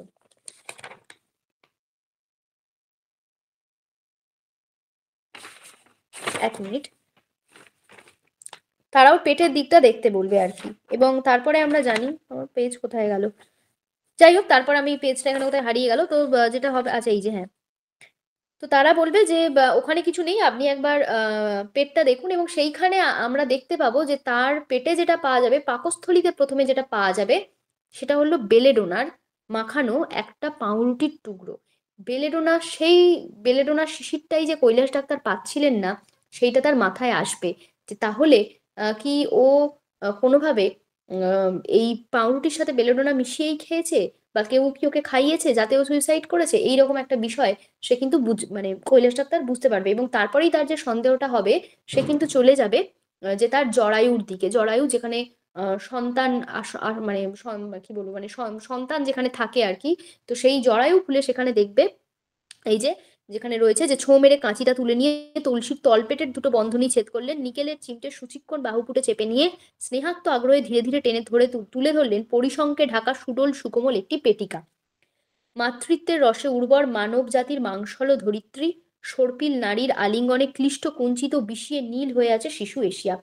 অর্থাৎ মানে সেটাকেও কত সুন্দর ওনার বর্ণনা দেখো, যে সেই জরায়ুর মধ্যে যে মাতৃজঠর আর কি, সেই মাতৃজঠরের মধ্যে দেখা গেল যে বিষে নীল বিষে কুঞ্চিত হয়ে নাড়িতে পেঁচিয়ে পড়ে আছে শিশু এশিয়া। শিশু এশিয়া বলতে হচ্ছে ওই, মানে এশিয়া কেন বলছে সেটা আমি আসছি, মানে একজন শিশু আর কি রয়েছে। এবং আবেগে কৈলাস ডাক্তারের ঠোঁটটা কাঁপছিল থরথর করে। যদু এসে ডাকলো, হুজুর! ডেকে সাড়া না পেয়ে যদু বাইরে গিয়ে নিতাই সহিসের পাশে বসলো। নিতাই বলল, এত দেরি কেন রে যদু? তখন যদু বলছে, শালা বুড়ো নাতির মুখ দেখছে। তাহলে এই যে পুরো গল্পটা, এবার গল্পটার ব্যাখ্যায় আসি। গল্পটা হয়তো আমি একটু বেশি বড় করে মানে কথা তোমাদের পড়া, তাও একটু বলে ফেললাম। ব্যাখ্যাটা যেটা হলো, তাহলে দেখো সেটা হচ্ছে যে সুন্দর কি, এটার একটা খুব বড় জায়গা আমরা দেখতে পাচ্ছিলাম। কৈলাস ডাক্তার কিন্তু মানে তার যে সৌন্দর্য দেখার চোখ সেইভাবে কেউ দেখেনি। এবং সুকুমার নামেই সে সুকুমার, কিন্তু সে নাকি প্রথম থেকে একেবারে হয়ে আছে যে সে কোনো মেয়ের দিকে তাকাচ্ছে না, সে বিয়েই করতে রাজি নয়, অথচ সে এতটাই মানে বিকৃত মানসিকতা তার ভেতরে ভেতরে ছিল, যে শেষ পর্যন্ত তাকে সেই তুলসীকেই, তুলসীর সাথে কিন্তু তার একটা সম্পর্ক স্থাপিত হয়ে গেল। এখন দেখো, এই যে আহ, আমাদের সাধারণভাবেই কিন্তু শারীরিক চাহিদাটা কোনো ভুল কিছু নয়, এবং আমাদের যে মানসিক চাহিদা তার সাথে সাথেই আমাদের শারীরিক চাহিদাটা আসে। শারীরিক চাহিদার যদি সুস্থভাবে বিকাশ হয় তাহলে বুঝতে হবে সবকিছু ঠিক আছে। কিন্তু যদি বিকাশ না হয় তখনই বুঝতে হবে সেখানে কিছু বিকৃত সমস্যা আছে, সেখানে কিছু সমস্যা, মানে সত্যিই সমস্যার আছে। এবং সেটাই হয়তো হয়েছিল সুকুমারের ক্ষেত্রে। শুধু সমস্যাই নয়, সুকুমারের মানসিকতাও আমরা দেখতে পারি সেটা কোনো অংশেই সুন্দর নয়। যার ফলে যে মানে তুলসীকে তো সে পছন্দ করবে না, এটা খুব স্বাভাবিক কথা। কারণ জগৎ ঘোষ না, ওই যে যে মেয়েটির সাথে শেষ অব্দি নন্দ দত্তের বোন বোধহয় দেবপ্রিয়ার সাথে যখন বিয়েটা ঠিক হলো, সেটাকেও যখন সে কাটিয়ে দিচ্ছিল, তারপর সে বেঁকে বসেছিল যে এত মানে খারাপ দেখতে মেয়ের সাথে বিয়ে হলে আমি যুদ্ধক্ষেত্রে চলে যাব, আমি যুদ্ধ করতে চলে যাব, এইরকম যে প্রস্তাব দিয়েছিল, সে যে তুলসীকে কোনোদিন বিয়ে করবে না এটা খুব স্বাভাবিক, কিন্তু তুলসীকে সে ব্যবহার করেছিল। তাহলে সে যে এতদিন ধরে নিজেকে সংযত করে রাখলো, এবং তারপরে কি হঠাৎ এই উপন্যাস সিনেমা এগুলোর বন্যার ফলে তার এমন কিছু হলো যে তার ভেতরের অবদমিত কাম সেটা খুব বিকৃত পথে বেরিয়ে এলো, এবং সে তুলসীর সাথে মানে শারীরিক সম্পর্ক স্থাপন করতে বাধ্য হলো। আমরা বুঝতে পারি তুলসী এই যে বারবার বারবার ফিরে আসছিল তাদের বাড়িতে, এটা আসলে এই উম, ছেলেটিই তাকে আনছিল একবার বা একাধিকবার। এবং তারপরে যখন ছেলেটি তাকে ইগনোর করতে শুরু করে, ছেলেটি যখন তাকে অবহেলা করতে শুরু করে, তখনই সে মত্ত বাতুলির মতো আমরা দেখি সে আসে, কোনো উপায় পায় না এবং বারবার ওই ছুঁড়ে ছুঁড়ে মারে। সে হচ্ছে ওই কি বলে, ইট পাটকেল ছুঁড়ে মারে। এখন বোঝা যায় না যে এই যে বেলেডোনার শিশিরটা, এই বেলেডোনার শিশিরটা কোথা থেকে, মানে চুরি যে হয়েছিল কৈলাস ডাক্তারের ঘরে সেটা তো বোঝা গেল, কিন্তু তুলসী সে যে বেলেডোনা চেনে, এবং সে যে এটা আমার এটা বিষ হবে এই ভেবে সে যে সেটা খাবে, এটা খুব একটা বিশ্বাসযোগ্য নয়। যে সে কি বেলেডোনা সত্যিই বিষ এইটা ভেবে আবার কৈলাস ডাক্তারের ঘরে কোথায় বেলেডোনা আছে সেটা খুঁজে পাবে, এটা ভাবা একটু কষ্টকল্পিত। তাই যতদূর সম্ভব মনে হয় যে সুকুমারী এই সমস্যা ঝেড়ে ফেলার জন্য বেলেডোনা খাইয়েছিল আম, পাউরুটির সাথে মিশিয়ে। সুকুমারী কিন্তু তাকে এই খুনও করে, অর্থাৎ দেখা গেল যে সে কেবল তার বিকৃত রুচি বা তার এই যে পারভার্টনেস, এই বিষয়টা কেবল অবদমিত কাম থেকেই এলো না, কেবল কামের দিক থেকেই সে একটা মানে কি বলবো, একটা ভুল পথে গেল না। যদি খুনের দায়টাও তারই হয়, আমরা ধরেই নিতে পারি তারই হবে, এবং যদু এবং নিতাই এটার অনেকটাই জানতো, কিন্তু তারা প্রথম থেকে লুকিয়ে এসেছে কৈলাস ডাক্তারের কাছ থেকে। তাহলে সে তারাও কিন্তু এটাতে মদত, মানে খুনের বিষয়টা না জানলেও পরে তারা বুঝুক বা যাই করুক, কিন্তু অন্তত তুলসী যে তার সাথে শারীরিক সম্পর্ক স্থাপিত হয়েছে সুকুমারের সাথে সেটা তারা জানতো। জানতো বলেই তারা বলে যে শালা বুড়ো নাতির মুখ দেখছে, এবং তাদের মুখ থেকেই কার্যত আমরা জানতে পারি, আমরা মানে শিওর হই যে এই কাজ আসলে সুকুমারের। এখন এখান থেকে আমরা বুঝতে পারি যে তাহলে হতে পারে যে সুকুমারই হয়তো এই বেলেডোনা দিয়েছিল খাইয়ে ওই পাউরুটির সাথে এই মেয়েটিকে। এবং শিশু এশিয়া কেন জর্জরিত, কারণ আমাদের শিশু এশিয়া এই কারণেই সমস্যার কারণ। এশিয়ার মহাদেশের, মানে এবার সেটা এশিয়া মহাদেশের শুধু না, এখন দেখতে গেলে সারা পৃথিবীতেই আছে, কিন্তু এশিয়া মহাদেশে এই ট্যাবু যেন অনেক বেশি, যে তুমি কালো, তুমি কালো, তুমি অসুন্দর, বা তোমার সৌন্দর্যের এই এই গুণ নেই তাহলেও তুমি অসুন্দর। এবং আরো কি, তা তুমি যদি কুমারী অবস্থায় সন্তান সম্ভবা হও তাহলেও তোমাকে মারা যেতে হচ্ছে, এটাও একটা ট্যাবু। কিংবা আমি আমার মানে আমি মানে অশ্লীলতাকে বা আমি উম, খারাপ চোখে দেখছি, বা আমি ফিজিক্যাল বিষয়টাকে মানে ভালো চোখে নিতে পারছি না বা স্বাভাবিক ভাবে নিতে পারছি না, এটাও কিন্তু একটা সমস্যা। এবং এটাও হচ্ছে আমাদেরই সমস্যা, যে আমরা এই যেটা আমাদের ন্যাচারাল দৈহিক বিষয়টাও তো আমাদের ন্যাচারাল বিষয়, কিন্তু সেটাকেও যে আমরা ন্যাচারালি নিতে পারি না, সেটাকে আমরা রাগঢাক করে রাখি, এবং সেই রাগঢাক করার ফলেই আমাদের এত বড় বড় সমস্যা ঘটে যায়। সেটাও আমাদের সমস্যার জায়গা। এবং এই সমস্ত সমস্যা মিলিয়েই কিন্তু দেখা যায় যে সুকুমার একটা অতি বিকৃত চরিত্র যে কিন্তু তৈরি হচ্ছে। যার ১ম থেকেই আমরা দেখছি যার নানা রকম সমস্যার মধ্যে দিয়ে সে যে কাজগুলো করছে, সে একদিকে মেয়েও দেখছে, মেয়ে তার পছন্দ হচ্ছে না, রিজেক্টও করছে। ১ম এ হ্যাঁ না কিছু বলছে না। আবার সে আবার তুলসীর সাথেও এমন একটা কাজ করছে। অথচ সে তুলসীকে গ্রহণ করছে না। তাহলে সে ১ম এ অতি সাধু পুরুষ ছিল। কিন্তু সে পরে আবার কিন্তু তুলসীর সাথে সঙ্গমে লিপ্ত হচ্ছে। সে কিন্তু কিছুই ভাবছে না। তাহলে এই যে পুরো বিষয়টা, এই বিষয়গুলো অত্যন্ত ন্যাচারালি জিনিসটা নেয়া যেত, ন্যাচারালি করা যেত বা সেটাতেও খানিকটা ওই এশিয়া মহাদেশেরই যে এই বিষয়গুলো মানে এশিয়া মহাদেশেই যে সব প্রবলেম হয় তা নয়। মানে আমি বারবার বলতে চাইছি যে ট্যাবুগুলোর কথা। যে ট্যাবুগুলো কিন্তু আমাদের মধ্যে আছে, যে সংস্কারগুলো আমাদের মধ্যে আছে এবং এই সংস্কার কেবল সুকুমারের একার নয়, সুকুমারের মায়ের, সুকুমারের পিসিমার, সুকুমারের দিদির তারা প্রত্যেকেই কিন্তু এই মেয়ে এই অসুন্দর, এই মেয়ে ওই জন্য সুন্দর নয় বা এর ওই বংশ ভালো নয়, ও হচ্ছে কি বলে ওর কে কত বর্পণ দিচ্ছে দেখতে হবে। এই যে নানা রকমভাবে আসলে আমরা শিশু এশিয়াকে মেরে ফেলছি। আমরা যে আসলে আমরাই অন্ধকারে নিমজ্জিত হয়ে আছি, যে এশিয়া বলা হয় অন্ধকার মহাদেশ, তারপরেও আমরা এখনো নিজেদের মধ্যে যে সচেতনতা আসছে না, আমরা যে অন্ধকারে ডুবে আছি, এটাই হচ্ছে সেই সমস্যার জায়গা, যে সুন্দরম কোনোদিনই শেষ অবধি আসবে না। এবং কৈলাস ডাক্তার যে কিনা সবকিছু মানে সে কিন্তু খুব স্পষ্ট চোখে দেখে, কিন্তু তারপরেও তাকে আড়ালে লোকে কালো জিভ বলে ডাকে বা তার রুচি জ্ঞান নিয়ে প্রশ্ন তোলে। এইখানে গল্পটা শেষ হয়ে যায়। এরপরে সুকুমারের সাথে কি হবে না হবে, কৈলাস ডাক্তার কি বলবে না বলবে সে সম্পর্কে একেবারেই আমাদের জানানো হয় না, যেহেতু এটা ছোট গল্প। কিন্তু সুন্দরমের শেষ ব্যঞ্জনা যে কোথায় এসে পৌঁছয়, যে সুকুমার সে নিজেই যে আসলে সুন্দর নয়, তার জন্য এতমই রিজেক্টেড হচ্ছে, অথচ সে এবং তুলসীকে পর্যন্ত অসুন্দর বলে দাগিয়ে দেওয়া হয়েছে, অথচ সমস্ত অসুন্দরতার ভার শেষ অবধি বহন করছে সুকুমার নিজে। এই মেসেজটা কিন্তু এখানে খুব সুন্দরভাবে রয়েছে। আশা করি গল্পটা তোমাদের বুঝতে অসুবিধা হয়নি। গল্পটায় আমি আসছি। তার আগে মানে যদি কারোর অসুবিধা থাকে বলবে। তার আগে আরেকটা কথা বলে দিই। এইখানের সবথেকে হ্যাঁ, একটা তো রয়েছে যে কার মেয়ে, কি তাদের নাম, কেন তাদের রিজেক্ট করা হচ্ছে, এইটা একটা বড় ইনফরমেশনের জায়গা। এই জায়গাটা তোমরা একদম ভালো করে মনে রাখবে। তোমাদের দিতে পারে, স্তম্ভ মেলানো এখান থেকে আসতে পারে। আরেকটা যেটা গুরুত্বপূর্ণ জায়গা, মানে বাংলা সাহিত্যে আর কোথাও এটা আছে কিনা ঠিক নেই, সেটা হচ্ছে যে এই যে পোস্টমর্টেমের পুরো বর্ণনাটা, সেটা পুরোপুরি বাংলা শব্দ দিয়ে দেহের ভিতরের বর্ণনা, আমাদের পৌষ্টিকতন্ত্র থেকে শুরু করে আমাদের শ্বাসতন্ত্র, আমাদের এমনকি আমাদের যে জঠর জরায়ু সমস্তর যে বর্ণনা, এবং সেটার একটা মানে উজ্জ্বল, প্রাণোজ্জ্বল, অদ্ভুত সুন্দর বর্ণনা কিন্তু লেখক দিয়েছেন। এবং ওই যে সুস্থ হলেই সুন্দর, এই মেসেজটাও যে সুস্থ থাকার চেষ্টা, সুস্থ হলেই সুন্দর, অসুস্থ হলেই অসুন্দর, এটাও কিন্তু তিনি বলেননি। তাহলে ওই সদ্যোজাত শিশু, ওই যে ওর বাবা মা সংসার করছে, এই বিষয়টাও আসতো না। কিন্তু সুন্দর যদি তবু দেখতেই হয়, তাহলে আমরা নিজেদের সুস্থ রাখার চেষ্টা করব। এই যে ভাবনাটা তিনি মেসেজটা দিয়েছেন, এটা খুব গুরুত্বপূর্ণ। আর যেটা বললাম যে কার পরে কোনটা করছে, এটা ক্রম অনুযায়ী সাজাতে পারে। হ্যাঁ, প্রশ্ন এইভাবে আসতে পারে যে আমার তো এখানে পাতাটা ঘেঁটে গেল বলে আমি পাতাটা খুঁজে পেলাম না। তো তোমরা দেখবে যে প্রথমে হচ্ছে খুলি ভাগ করছে, তারপরে চোখের পাতার কাছে আসছে, তারপরে হচ্ছে ওই কি বলে কি দেখছে বলো, মানুষের অচ্ছদ্রূপ থরে বিথরে সাজানো হচ্ছে রক্তিম পরশুকা। পরশুকা মানে হচ্ছে ওই তোমার ওই বুকের যে হাড়গুলো এইগুলো, হ্যাঁ, বা ওই ফুসফুস এই অংশ, এই অঞ্চলগুলোর কথা বলা হচ্ছে। তারপরেই দেখো অলিন্দ নিলয়, হ্যাঁ, ফুসফুসের তলায় আমাদের অলিন্দ নিলয় আছে, সেই কথা বলা হচ্ছে। তাহলে এই যে পুরো, তারপরে ধমনী দেখছে, গ্রন্থিক্ষীর, এই এই এই যে জায়গাটা, তরুণাস্থি এবং ঝাঁপি খোলা, ঝাঁপি খুঁজে মানে, এবং তারপরে জঠরটাকে, জরায়ুটাকে যেভাবে সুন্দর বর্ণনায় উনি বললেন যে একেবারে রত্ন পেটিকার মতো খুলে যাচ্ছে, এই যে মারাত্মক বর্ণনাটা, এটা তো পড়তেও ভালো লাগে, পড়বে।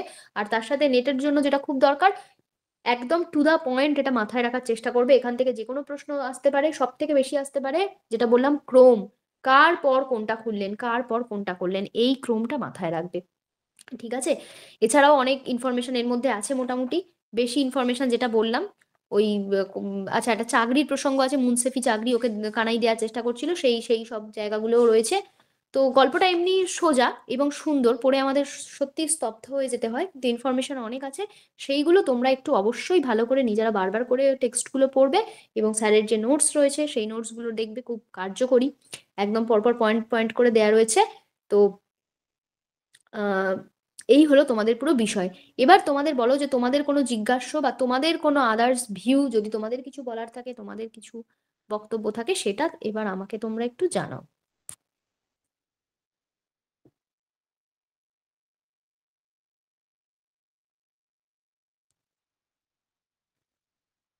Thank you Sushma.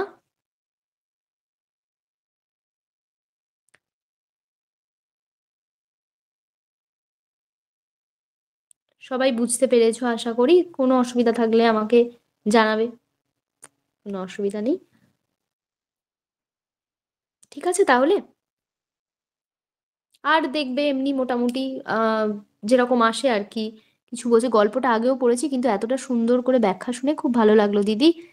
Thank you Priyanjana. হ্যাঁ আসলে আমরা সবাই মিলে আলোচনা করি, তোমরাও কখনো করবে, এরপরেও যদি কখনো ক্লাস করি তোমরা নিজেরাও পড়ে নিজেদের মতো করে ভেবে আসবে। যদি নতুন কোনো ভিউজ পাওয়া যায় সেটাও তোমরা আলোচনা করবে তোমাদের মধ্যে থেকে, ঠিক আছে? এরকমই ভীষণ রকম। Thank you Ratna, thank you সবাইকেই অনেক থ্যাংক ইউ। ঠিক আছে তোমরা এটাই পড়ো। আর যেটা আর একটা খুব ভালো লাগলো Arpita, thank you thank you. সবার খুব ভালো লেগেছে ভেবে আমারও খুব ভালো লাগছে। আচ্ছা, আর আর যেটা ওই যেটা বললাম যে ওই আরেকটু আসে ওই, দেখে নেবে ওই ইনফরমেশনগুলো যে কোন আহ, গল্পগ্রন্থ থেকে নেওয়া, সবার পাওয়া যায় না, সব ক্ষেত্রে পাওয়া যায় না, সুন্দরমের সম্ভবত পাওয়া যায় না, একটু দেখে নেবে। ওই ইনফরমেশনগুলো থেকে সাধারণত প্রশ্ন দেয় না, কিন্তু কখনো কখনো দিয়ে রাখতে পারে, সেক্ষেত্রে তোমরা একটু চোখ বুলিয়ে রাখবে। সুন্দরম শব্দ, দেখি শব্দ হসন্ত কেন আছে এভাবে জানা ছিল না, থ্যাংক। ওইটাই মানে, আসলে সুন্দর এই কথাটা তো বহু দিনের না। সুন্দর শব্দটা তো আজকের আসেনি, মানে মানে পৃথিবীর প্রথম থেকেই সুন্দর সংজ্ঞাটা চলে এসেছে, অর্থাৎ অথচ সুন্দরের সংজ্ঞা এক একজন এক একভাবে করেছে, বিশেষ করে সংস্কৃত সাহিত্যে তো বললামই, যেভাবে সুন্দরের সংজ্ঞা করেছে সেভাবে দেখতে গেলে মানে সেটা ভয়ঙ্কর ভূতের মতোই লাগবে। তোমরা ভেবে দেখো না, একজনের চোখ একদম এখান থেকে দুটো জোড়া আবার এত দূর, তাহলে তোমার চোখের সামনে এরকম কাউকে দেখলে ভয়ই লেগে যাবে। মানে সুন্দর খুব আপেক্ষিক জিনিস, ভীষণ রিলেটিভ। মানে কিভাবে তুমি সুন্দরকে দেখবে সেটা একটা খুব ভয়ের জায়গা, মানে ভয়ের না সরি, মানে আমি বলতে চাইছি যে খুব সমস্যার জায়গা, তুমি কিভাবে সুন্দরকে দেখো। আর একটা বিষয় হচ্ছে এই সৌন্দর্য শাস্ত্র তো চিরকালই আছে, যেখান থেকে আমাদের রসশাস্ত্র তৈরি হয়েছে বা সবকিছুই তৈরি হয়েছে, তাই সৌন্দর্য খুব গোলমেলে জিনিস, এক একজনের কাছে সৌন্দর্য এক এক রকম, তাই না? তার জন্য এই সুন্দরম, মানে এই সুন্দরম শব্দটাকেই আসলে পুরো নস্যাৎ করে দেওয়া হচ্ছে এই ছোট গল্পটার মধ্যে দিয়ে। ঠিক আছে, তোমাদের সবাইকে থ্যাংক ইউ সঙ্গে থাকার জন্য এতক্ষণ। ঠিক আছে, টাটা তাহলে আজকে। Thank you. হ্যাঁ।